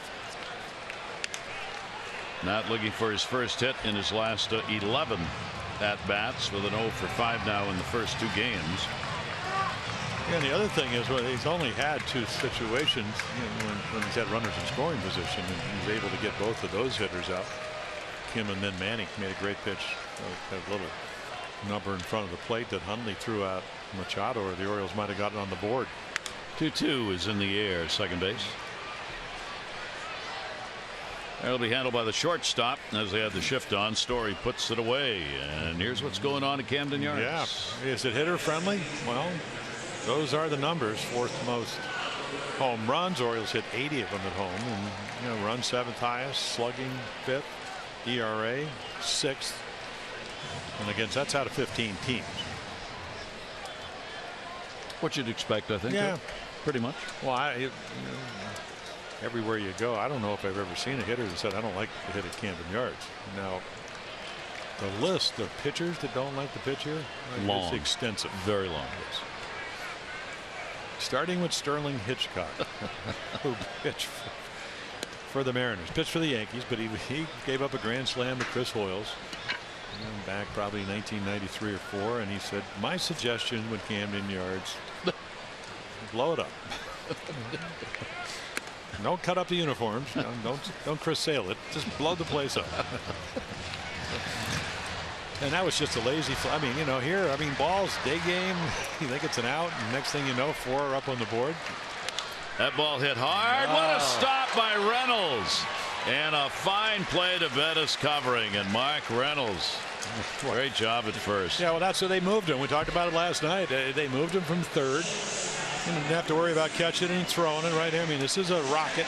They have the shift on. You could see LeMahieu right behind him. I don't know if he would have gotten it. So a BB. A BB is just an out because of outstanding defense. And they're all yelling at him from the dugout.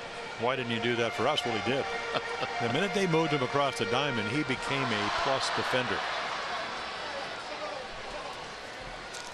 He and Chris Davis, so much in common as to styles. They're both outstanding defensemen at first base. They're both home run hitters, strike out a lot. Although, as we mentioned, Mark this year is average way up there. J.J. Hardy a double in the 3rd inning. One of the Orioles 2 hits, the other Kim had a single in the 1st. That's been it for the Orioles. A couple of walks. Best chance to score was in that 3rd, and they had 2nd and 3rd and only 1 out, but could not push a run across. An 0-2 count on J.J. Hardy. Orioles have won 20 of the last 24 games played in this ballpark. The victory they picked up in the game last night, they are 37-14 here at Camden Yards this year. Virtually unbeatable. Gallardo leading the way last night. Yeah, they played so well that you got a little note this morning. They've won 10 at home when they haven't hit a home run. Yeah, 10-7. So obviously that you get over about 50% or more of their runs via the home run, but doesn't matter here. They have 80 home runs at home, which leads the majors in home runs at a home ballpark. 2 ball, 2 strike delivery on the way. Hardy will go the other way into Souvenir into the orange. 2 ball, 2 strike count on JJ.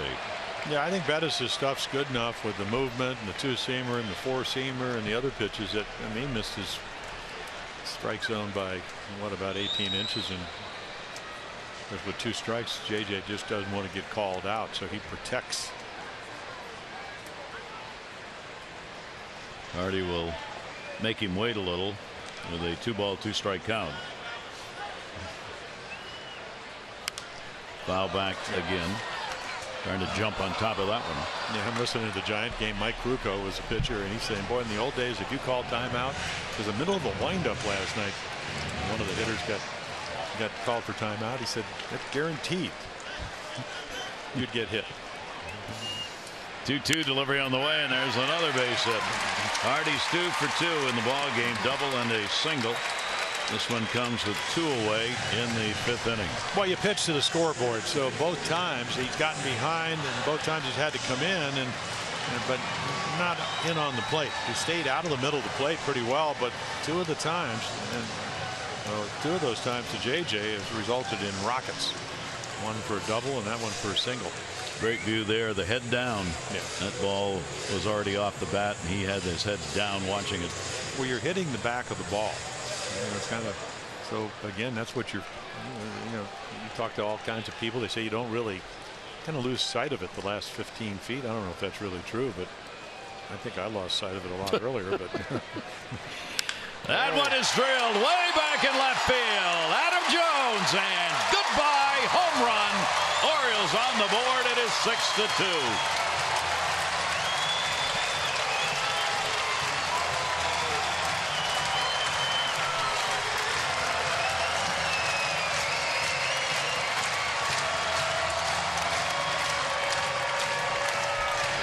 Jones belting number 18, RBIs 57 and 58. Yeah, we talked about third time through the order. Bettis' average goes up to about 318. That's 50-60 points. Hanging slider. That's not going to work in this park. Not in the middle of the plate. Well, the Orioles use the long ball. Here is Kim, and he'll take it up high. And you want to speed up the bat? Throw the cement mixer in the middle. The ball's blasted. But the only thing is, how far is it going to go? That's $500 for our Maryland lottery contestant, Tawana Dixon. 396 on the distance. And the Orioles get in the game. Pitch will be taken for a strike by Kim. For Jones, that'll be home run number 10 that he's hit here. 8 on the road for Adam. And another multi-RBI game. 2-1 pitch on a breaking ball inside to Kim, who singled his first time up, 1 for 2. Well, like we said, the last time Tillman pitched poorly, they got him 8 runs. They got themselves 8 runs. And they need to do something like that again tonight. I don't know. We used to always say in Fenway, no lead is safe. I think you could say the same thing with the Orioles lineup. And that's going to be a walk. So after the home run, Kim draws the base on balls. So it's the Orioles mounting the 2-out rally this time around. Yeah, Steve Foster, pitching coach for the Rockies, got to come out. Well, again, you get the fatigue factor. You get a big lead, so you've been able to relax, but still got to throw strikes, and he's made a lot of quality pitches. But in this inning, ball down the middle to Hardy, hanging slider, and he's given up a couple of runs. There you go. And that's obviously doesn't pitch a whole lot in the 7th. Well, the Orioles will look to keep the inning going here in the 5th with Manny Machado coming up. Manny has hit into a double play. Had a number out in front of the plate his last time up, handled by Hundley, the catcher. Kim on at first. They've just run the ball in on him, and he'll miss up high with that for a ball. Pitch count still not bad, obviously, at 87, but as Jim said, it sure looks like some tiring going on this hot night. 1-0 delivery, and Manny going for a couple of RBIs himself. 1-1. Nobody up in their bullpen, but they are having guys doing some limbering up exercises just in case. Yeah. Note the limbering. Yes. As many of you do when you awake in the morning. Yeah. Swing and a miss. What a great 77-mile-an-hour breaking ball that was. Yeah, it's Manny's at his best when he uses the whole field. This is I'm going to pull it, and then he happens to throw him a really good curveball right to Hundley's glove on the outside corner. 1 ball, 2 strikeout. Kim off first. Manny will take the pitch inside. Count goes to 2-2. Orioles ready to go to the bullpen when this inning ends. There's Tillman, who's going to be out of the ball game, hoping it won't end for a long time, even though there are 2 down. 2-2 delivery. Manny takes it. That'll be the second strikeout for Bettis. The Orioles will pick up 2 runs on 2 hits. No errors, 1 left on. Adam Jones delivering his 18th of the season. That is the second career home run he's had against the Rockies. 6-2 Colorado.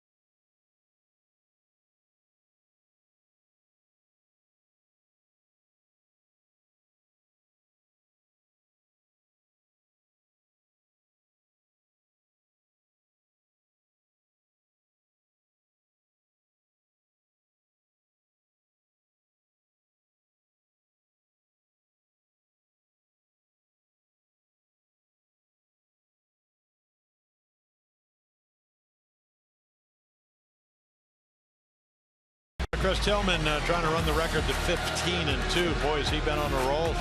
4 straight games, 7 innings, 1 run. Well, he makes a lot of good pitches. Really, the downfall was the 4-run 3rd inning. They get 4 runs on 5 hits. So again, when he made a mistake, they hit it. Pretty good offensive team he's facing. And again, we'll throw 89 pitches, and Tyler Wilson will come on. So again, a lot of fastballs, occasional changeup. The fastball has good cut to it. Started the season out in the bullpen. Pitched well early as a starter and then struggled. And you can see fly ball pitcher. Again, somewhere 89, 90. It seems like when he has come out of the bullpen, maybe a little more zip on the fastball. So we'll see if that's the case. And of course, out of the University of Virginia, smart guy. He knows what he needs to do. Hold the game right here. 81 innings, 91 hits. Swing and a miss by David Dahl. Dahl a base hit, and he has popped out. As the Rockies have spread the scoring out, 4 in the 3rd, 2 more in the 5th, and they've spread the hits out up and down the lineup. 0-1 delivery to him, and Dahl a couple of big cuts. Yeah, and a couple of cutters right on his fist. We saw last night much better ball. The hitter down in the zone. Tonight he got a curve ball and spanked it in the left field for a single. Down on the count, 0-2. Dahl will take the pitch up. Thought about going after it. So the youngster, 1-2, major league career underway. Started last night. He will play regularly. Geraldo Power is talking with him before the game. The former Oriole will tomorrow be headed out for rehab. 1-2, and will probably be sharing some time with the other outfielders. There he is. Dahl retired, one away in the 6th. Yeah, just another fastball, this time away, up and away. Again, Dahl's going to learn. You swing at the ball up, you swing at balls, that's what they'll throw you at this level. And Wilson and Tyler with a great job of throwing a ball right by him. Yeah, Parra, they said what, out for a week, play every day, and then come back. Yep. He's ready to go. He will have a solid outfield combination. They've got a lot of young outfielders as well in their system that they're very high on, AA in particular. Here's Mike Reynolds. A base hit, and he is struck out. Descalso to follow. So far in interleague play, Colorado 6-8 against the American League East. That's who they're playing this year, as the teams move around, playing East and Central and West. And of course there are those games such as the Orioles in Washington that are yearly events. 1 ball, 1 strikeout from Tyler.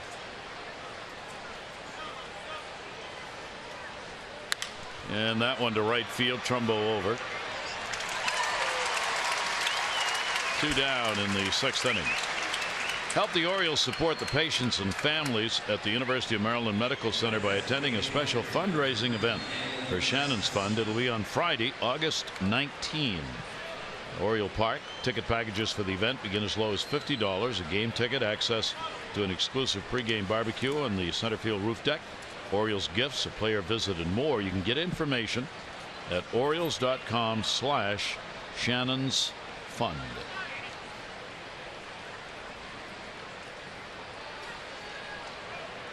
Two down, nobody on. Descalso, a base hit, a run scored, and he has struck out. Ariando has an RBI. Gonzalez has 2. Story has 2. 1 run scored on a wild pitch. And the 1-0 delivery will be taken up high. Colorado coming in, hitting .301 at home and .240 on the road. One of the largest differentials in Major League Baseball, home and road average. Well, you talked about almost a 2-run difference as far as runs scored. Right back to him. Wilson will carry it over, make the flip, comes on, and has a quick 1-2-3 inning. We go to the bottom of the 6th, 6-2.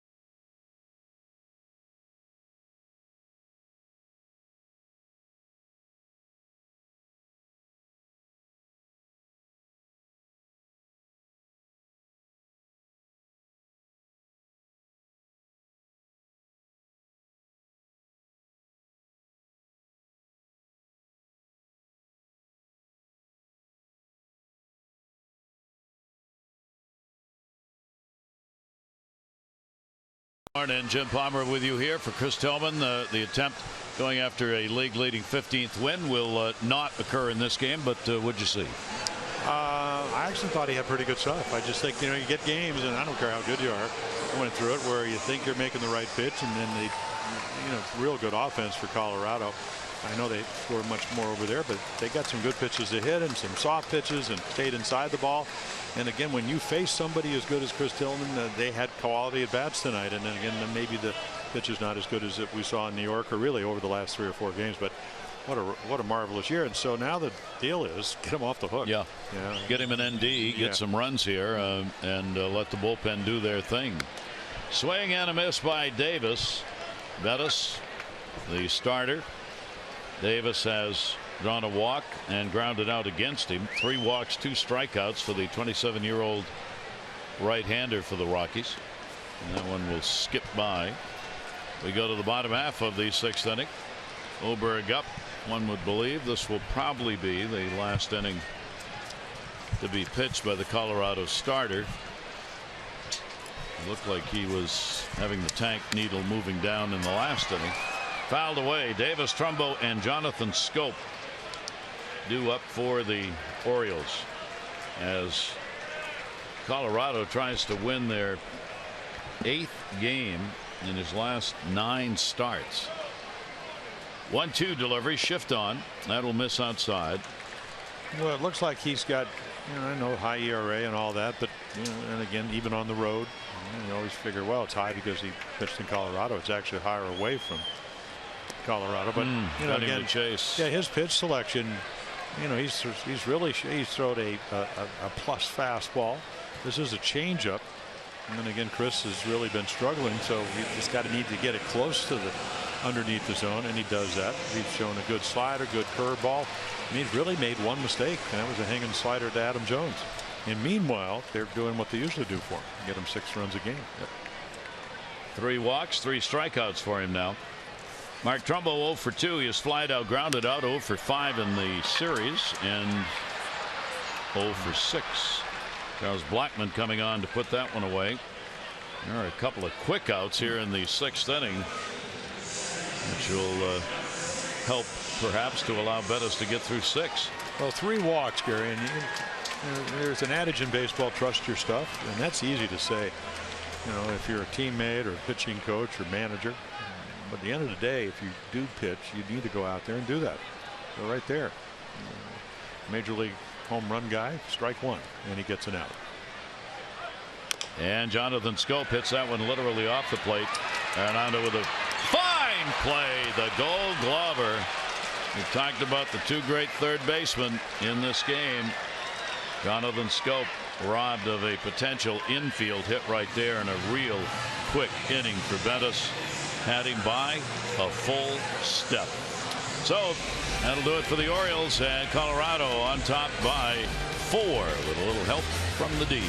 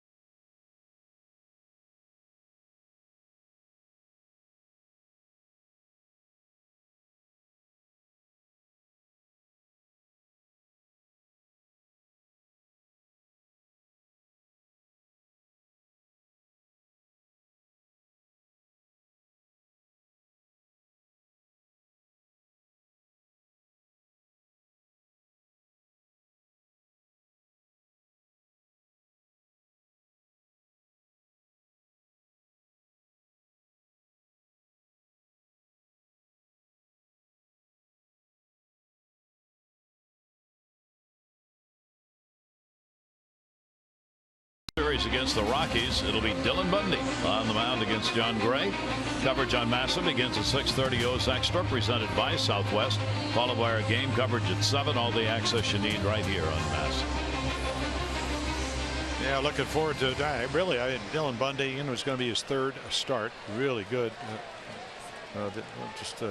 Last weekend, and then John Gray. They said this kid can really throw, low ERA. After that, the whip a little bit over 1. That's walks and hits per 9 innings. A nice little matchup tomorrow night. Hundley goes after the first pitch, takes it to center field. Adam Jones. We're in the 7th inning. 6 runs, 9 hits, 2 left on for the Rockies. 2 runs, 4 hits, 4 left on for the Orioles. Chris Tillman, 6 runs, 9 hits over 5.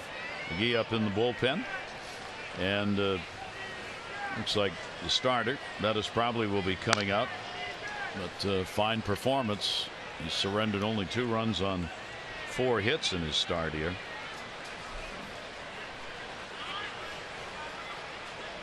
Here's Charlie Blackmon, top of the order, a base hit and 2 strikeouts. Couple of hits, 7 at bats in the first 2 games. Blackmon shows, but he had Manny Machado in a bit anyway at third base. Yeah, Tyler Wilson doing a nice job. Again, started in the bullpen because of the injury to Gallardo. Became a starter. Won 4 games, lost 6. Pops that one up down the line, left field. Kim puts that one away. A couple of fly ball outs, 2 down. And I think all along, originally making the club out of spring training as a guy in the bullpen because he throws a lot of strikes. He never walked over 3.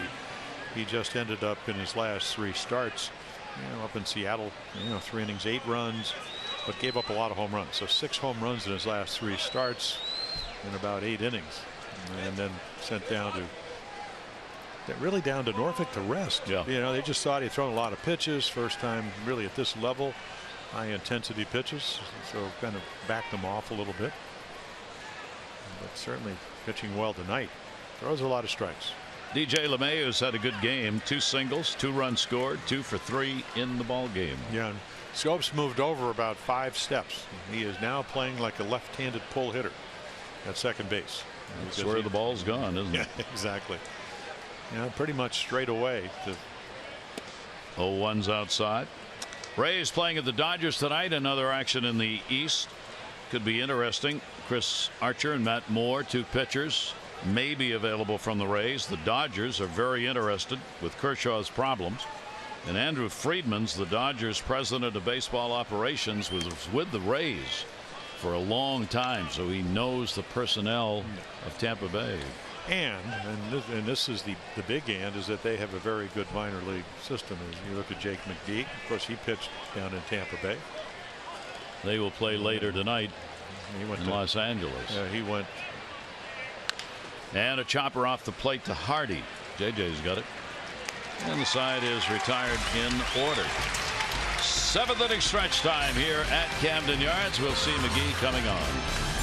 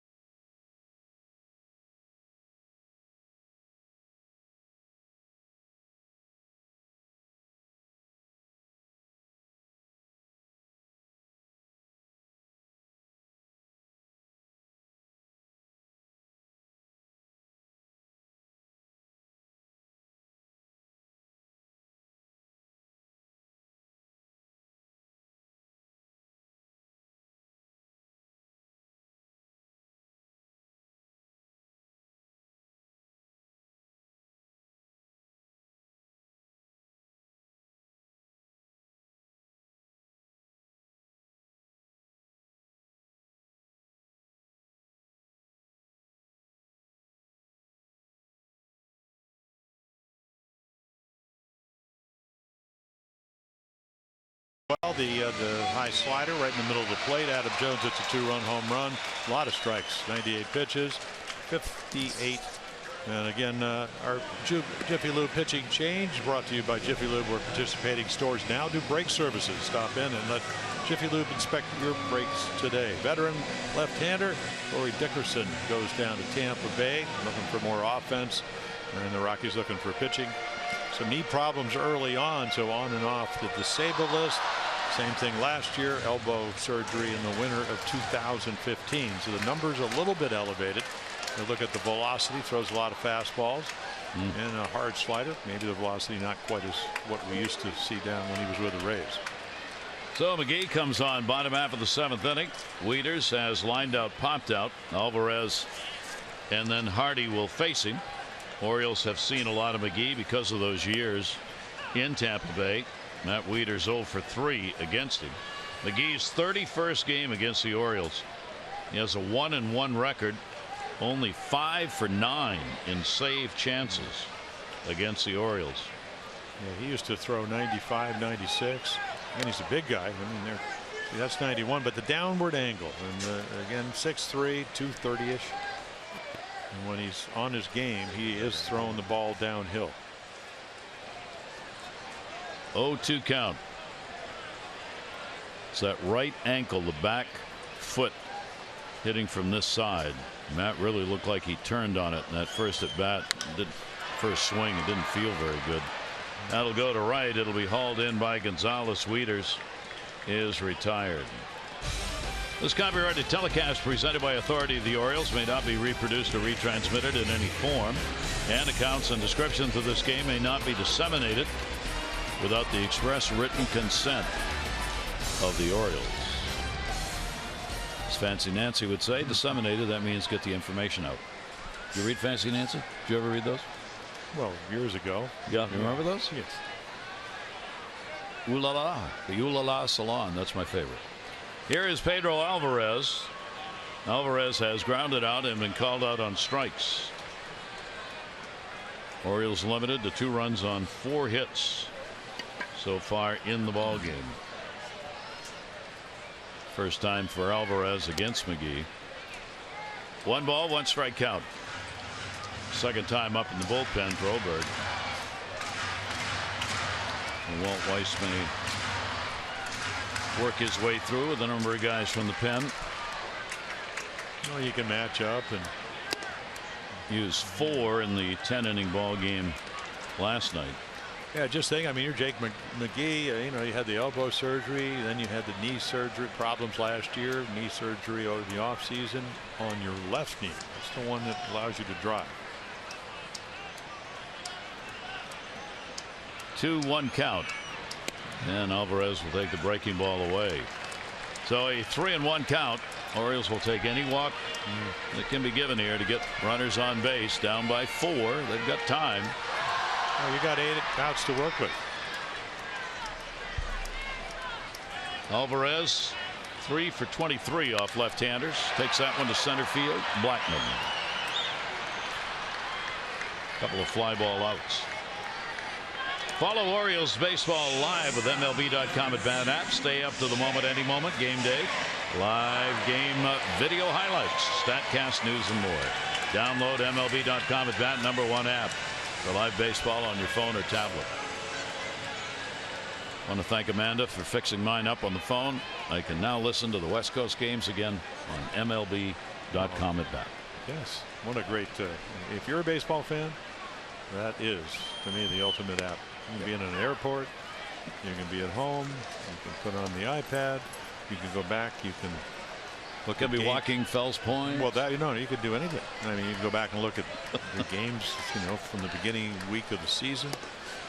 That's great. Yeah, fans or a broadcaster's best friend. Yes.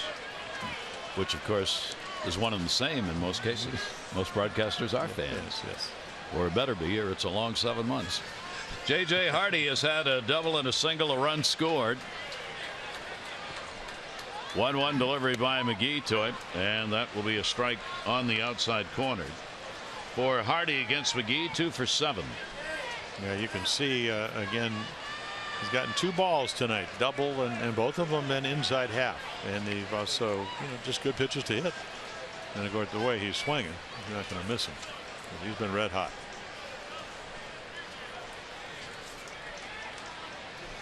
McGee with the deep bend lean in. Hardy stepping away from the box. 18 multi-hit games for JJ on the year. All of them have been 2-hit ball games. Gets another one here. He'll have his first 3-hit game of this season.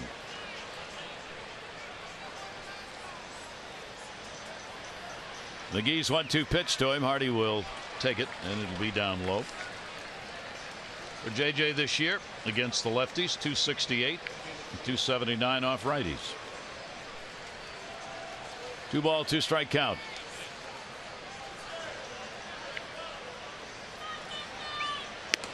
And a swing and a miss. So McGee gets them, and the Orioles are retired in order, 2 innings in a row. 6-2 Rockies.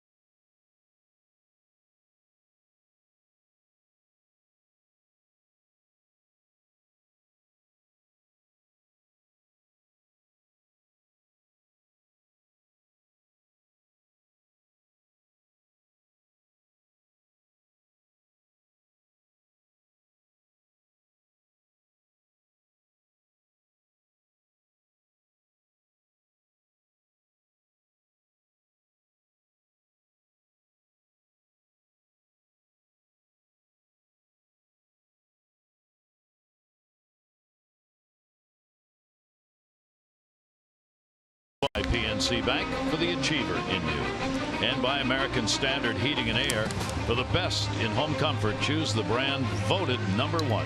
American Standard Heating and Air. Right now, get special financing. Find your dealer at midatlanticcomfort.com. Some of the folks at the ballpark this middle game of the 3-game set. We will be right back at you tomorrow night for, we'll see whether it's rubber match game or not. Dylan Bundy, John Gray, 6:30 O's Extra, 7:05 on Masson for the ball game, and the Orioles will take to the road, makeup game in Minnesota, and a weekend series against Toronto. As we said, Toronto playing some pretty good baseball. Pitch will be taken inside as we go to the top of the 8th inning. Ryan Flaherty on the left there.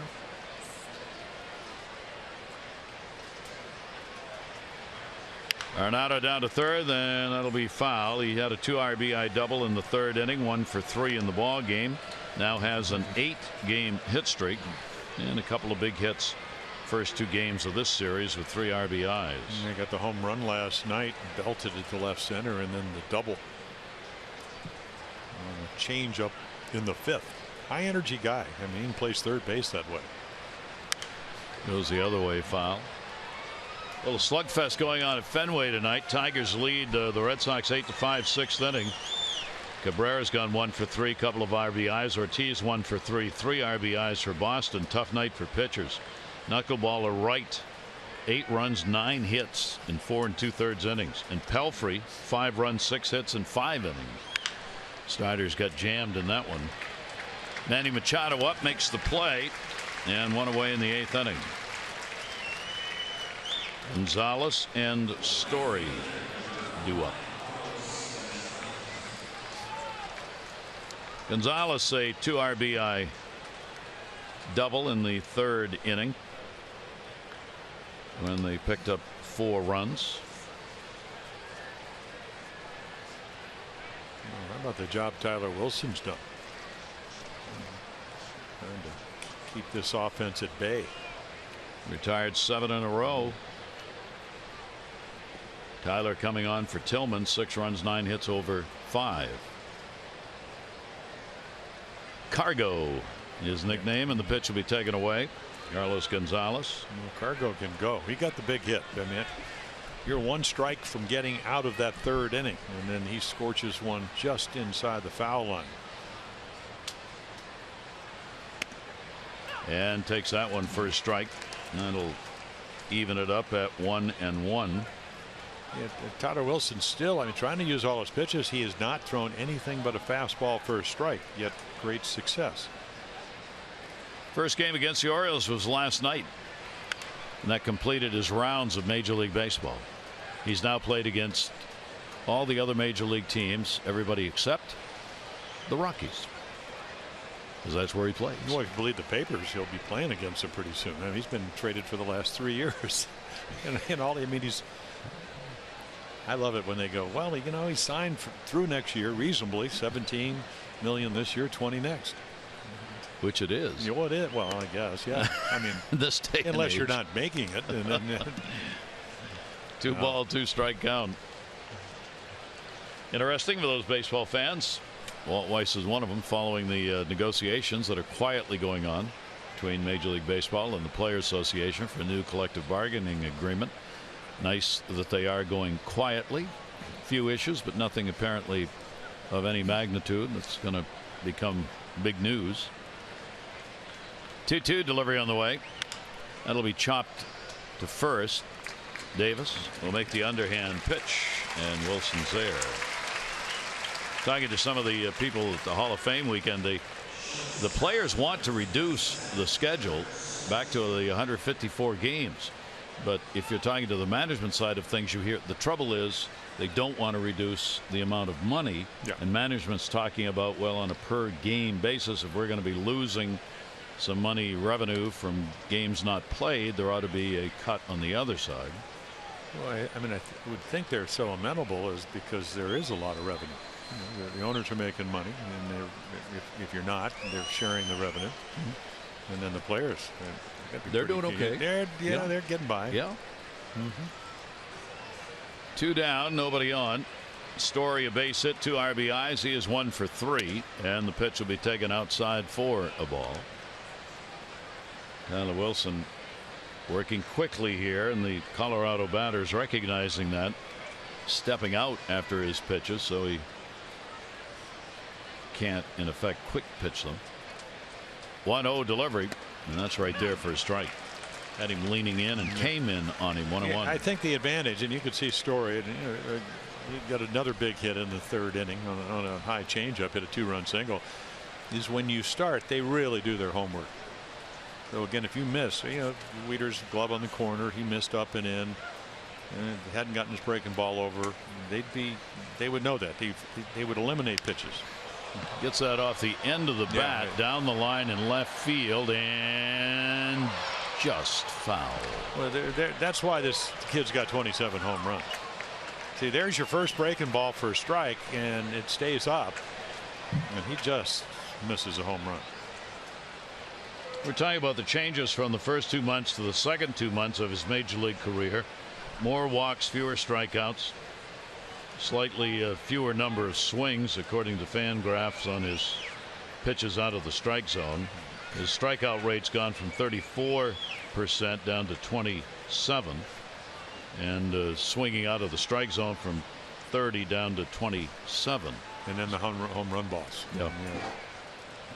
And trending. I just thought you know, you talked to Dave Wall, Tom Judy, they just thought that he got exhausted, and they gave him a rest. So Tyler Wilson, 9 in a row retired, coming on in relief in the 6th inning. Bottom of the 8th coming up, with Colorado leading at 6-2.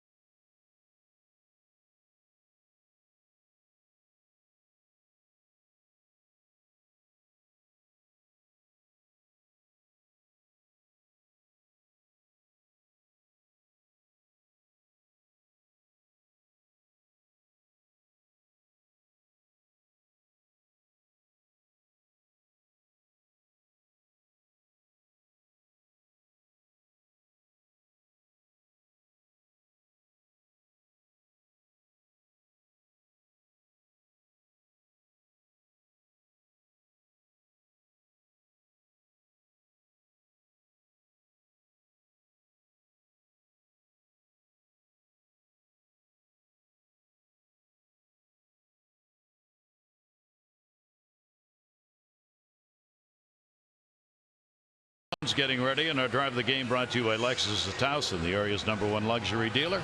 Come see why at lexusofTowson.com. Well, kind of gets them back in the game, 6-0 at that time, and that 2-run home run. Number 18 on the year came in the 5th inning after a 2-out single by J.J. Hardy. Kept the inning going. So Oberg last year, first year in the big leagues, up and down 3 times, as he has this year. Hard thrower.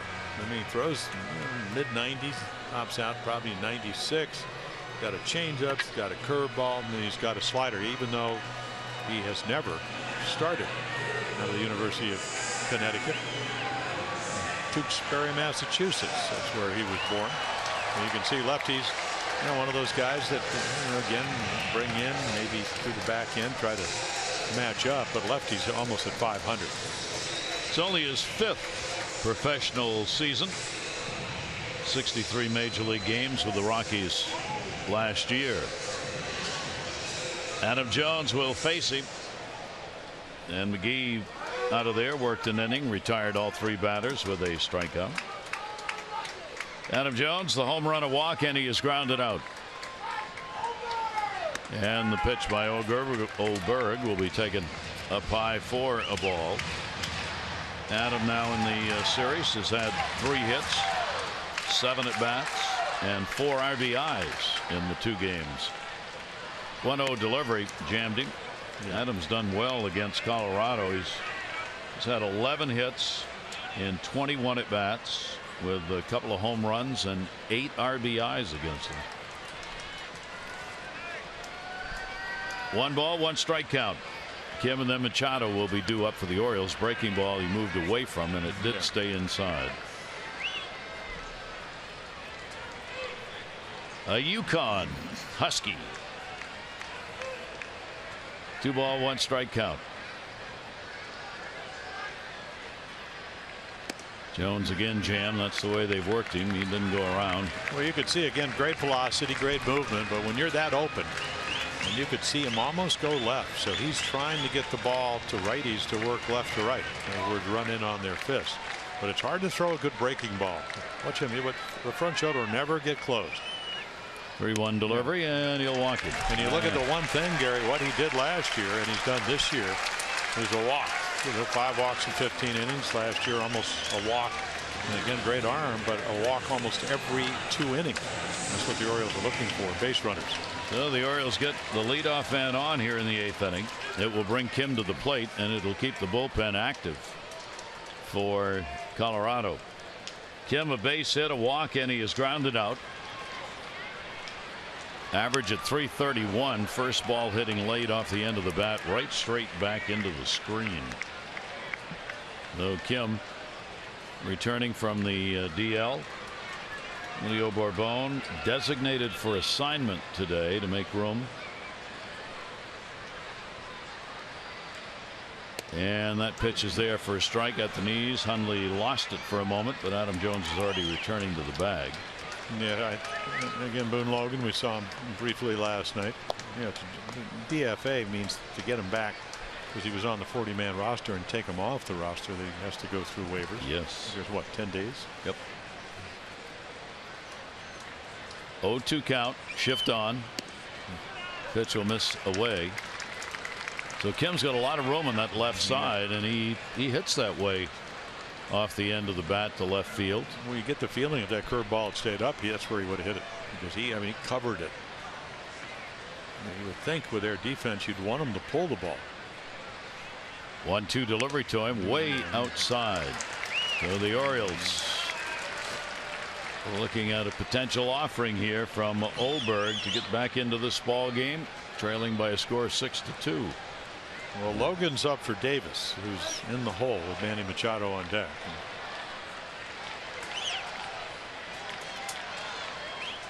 Right-hander, a long hold. 2-2 delivery to Kim, and a chopper into the shift. Play's got to be at first, and they will get the out there as Jones goes sliding into second base. LeMahieu with the play at second base.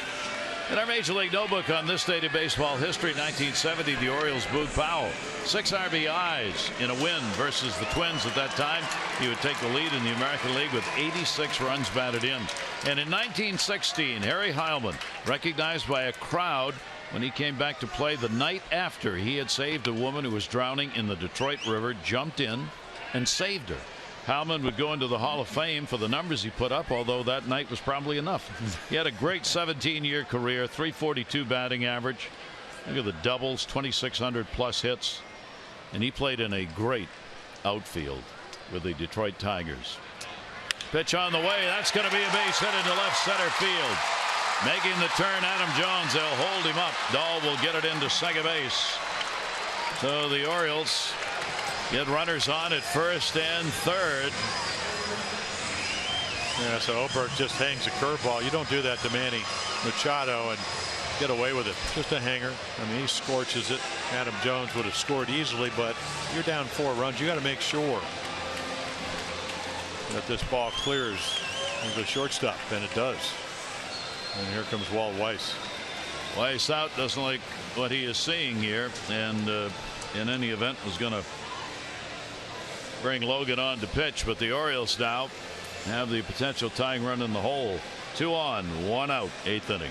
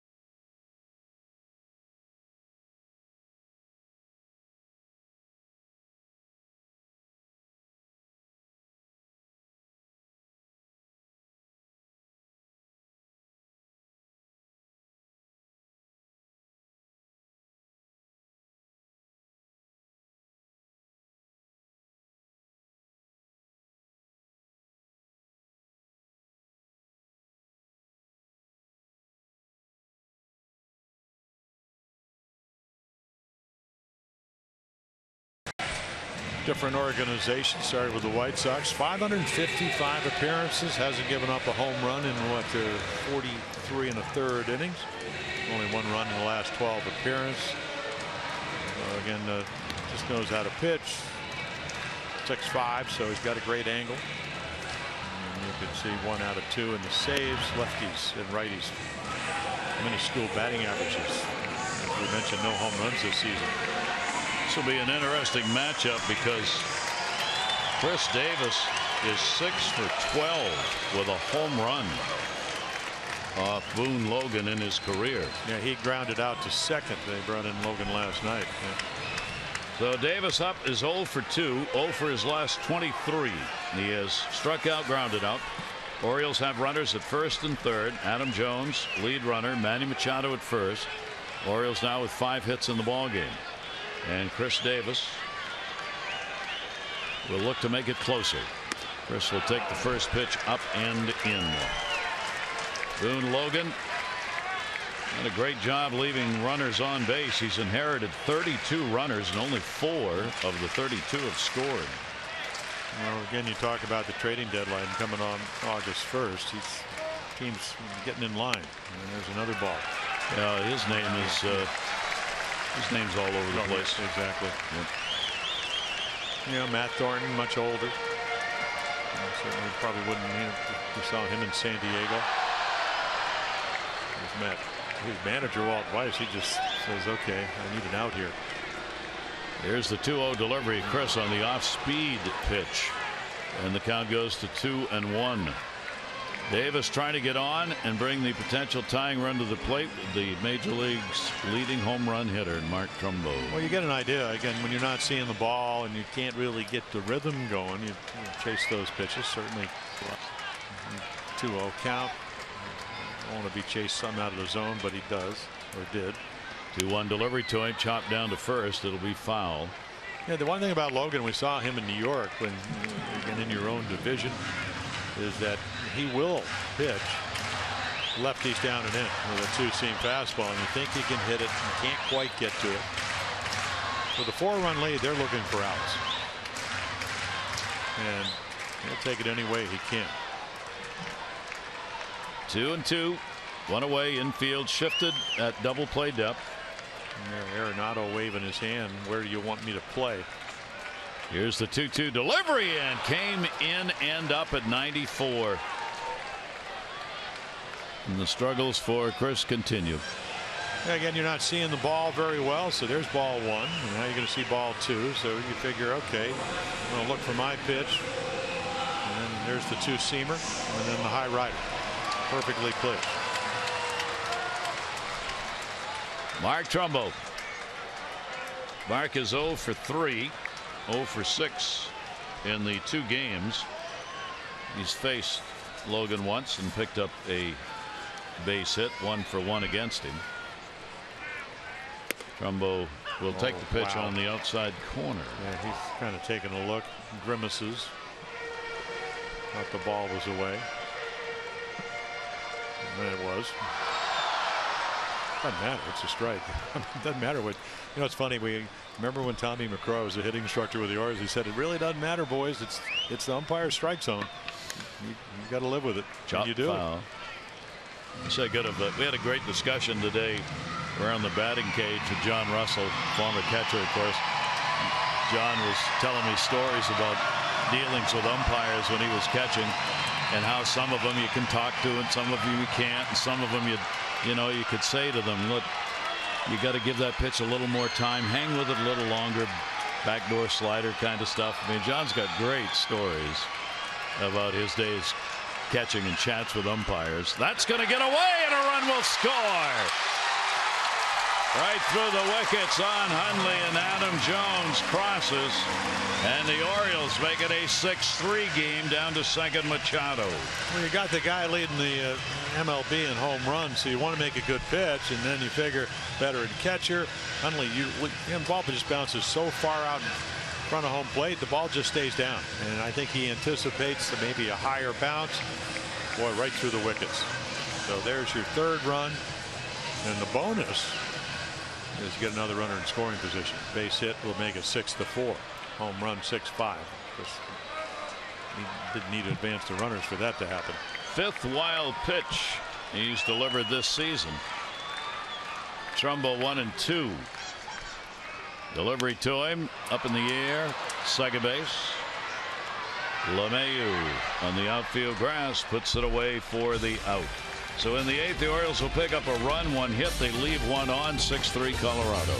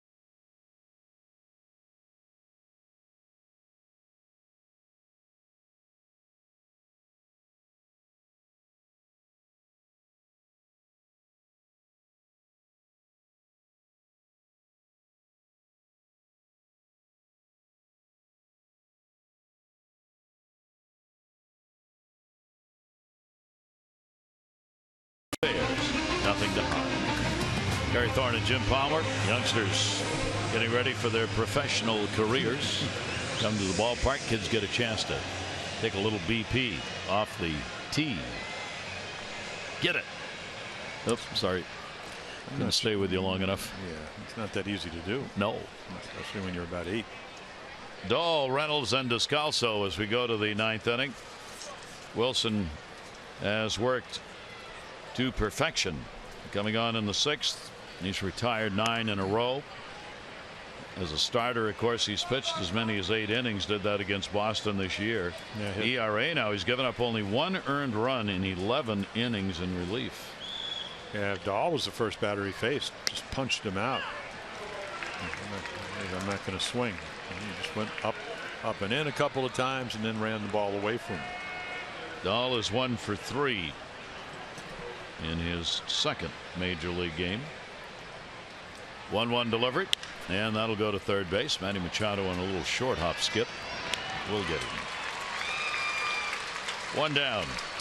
Visit MASNsports.com/CareFirst to vote for tonight's Care First Fearless Player of the Game. Live fearless with a name trusted for over 75 years. Care First, Blue Cross Blue Shield. Adam Jones, very much a part of it with the 18th home run, 2 RBIs, 2 runs scored. Another big night for him. Tyler Wilson with the outstanding relief effort. Yes, Dahl, he made a great pitch there. Great changeup. It's a pitch that he never really established as a starter. The breaking ball maybe his best secondary pitch, but that was a good one. Dahl tracked it. Reynolds in the air to right field. Trumbo. 2 down in the 9th. So Tyler Wilson comes in and does Estevez, their closer, at least one of them. We've already seen their other closer. So Estevez, a hard throw, and he throws, almost hits 100. 98-mile-per-hour fastball getting loose, but Wilson's done exactly what you want from your pen. And of course, why not? Orioles with a terrific bullpen. On the other side tonight, McGee an inning with 1 strikeout.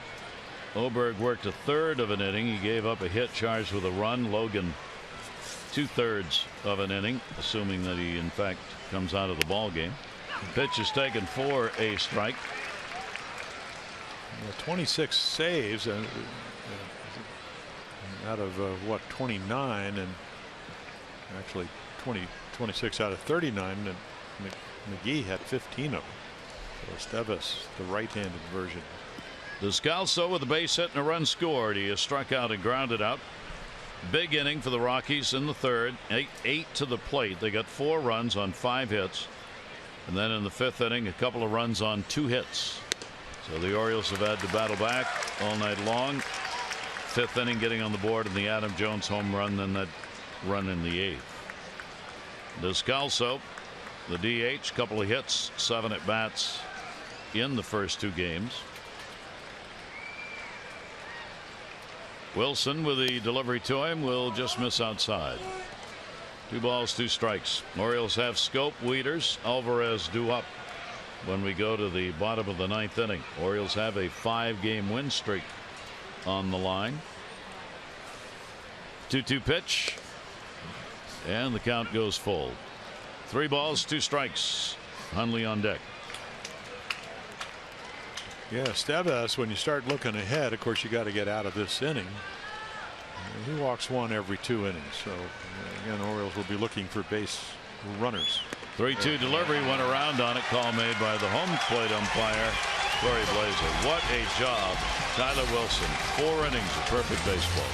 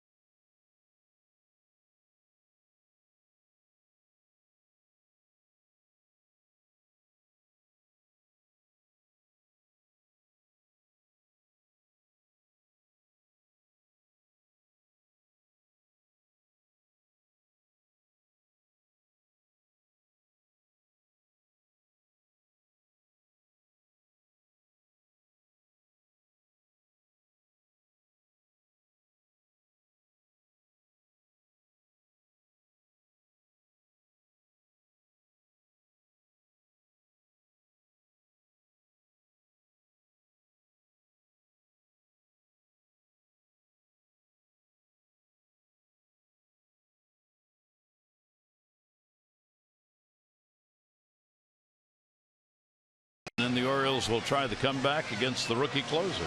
Yeah, another youngster. Boy, they've gone young. So again, last year he was pitching it A-ball, double-A. 8 saves on the year. Hard, I mean, really good fastball. You can see 72% of the time.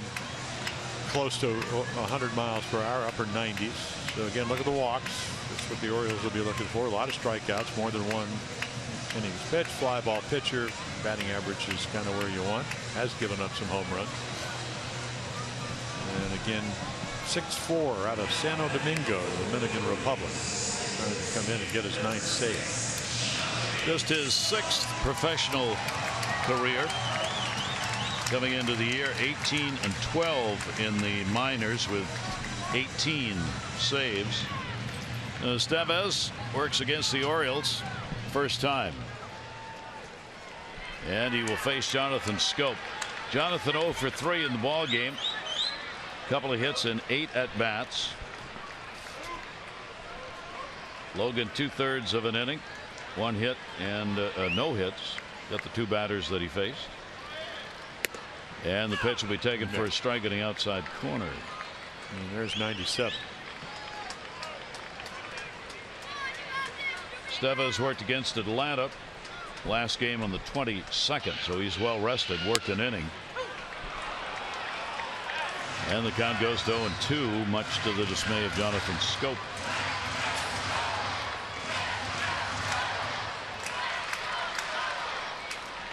The 2 pitch on the way, reaching, fouls it off. Yeah, and I think again, you know, you get your advance reports. I've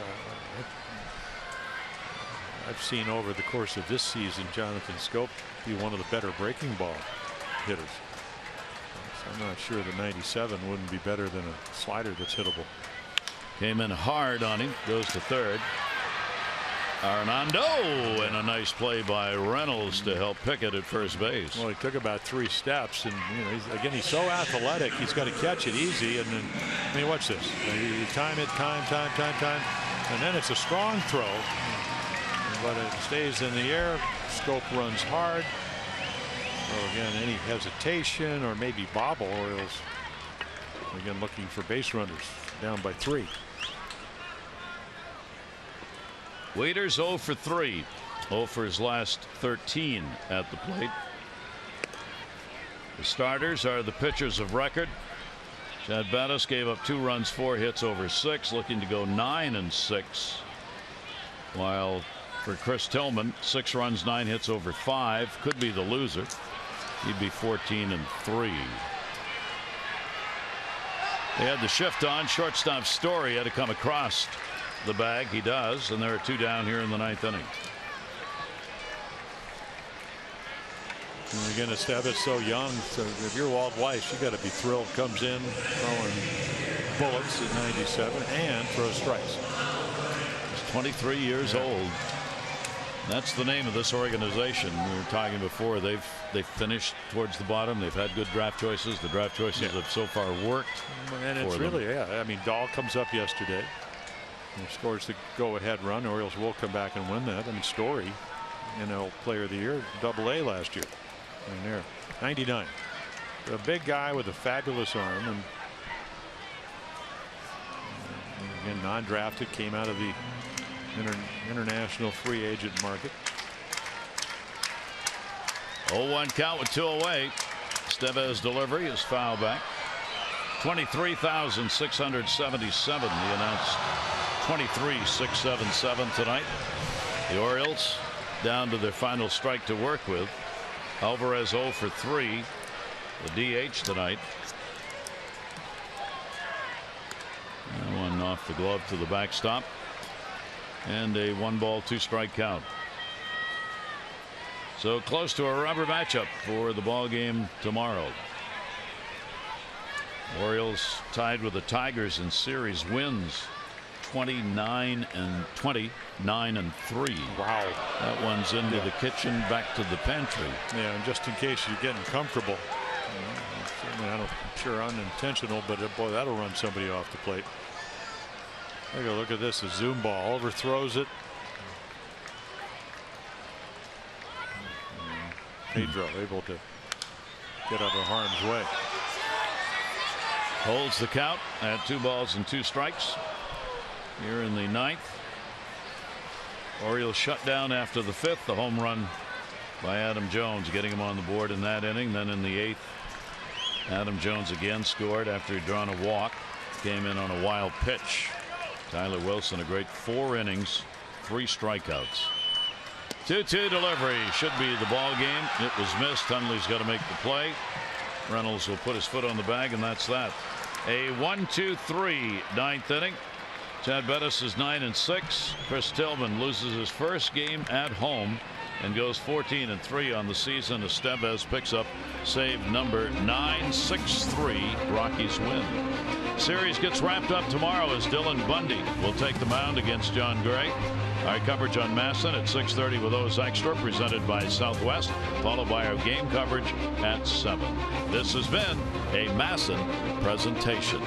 Pretty good pitching in the first 2 games of this series. A little better offense for Colorado in this one. We'll see what happens tomorrow night. For Jim Palmer and all of our crew, I'm Gary Thorne. Thanks, everybody. Adieu.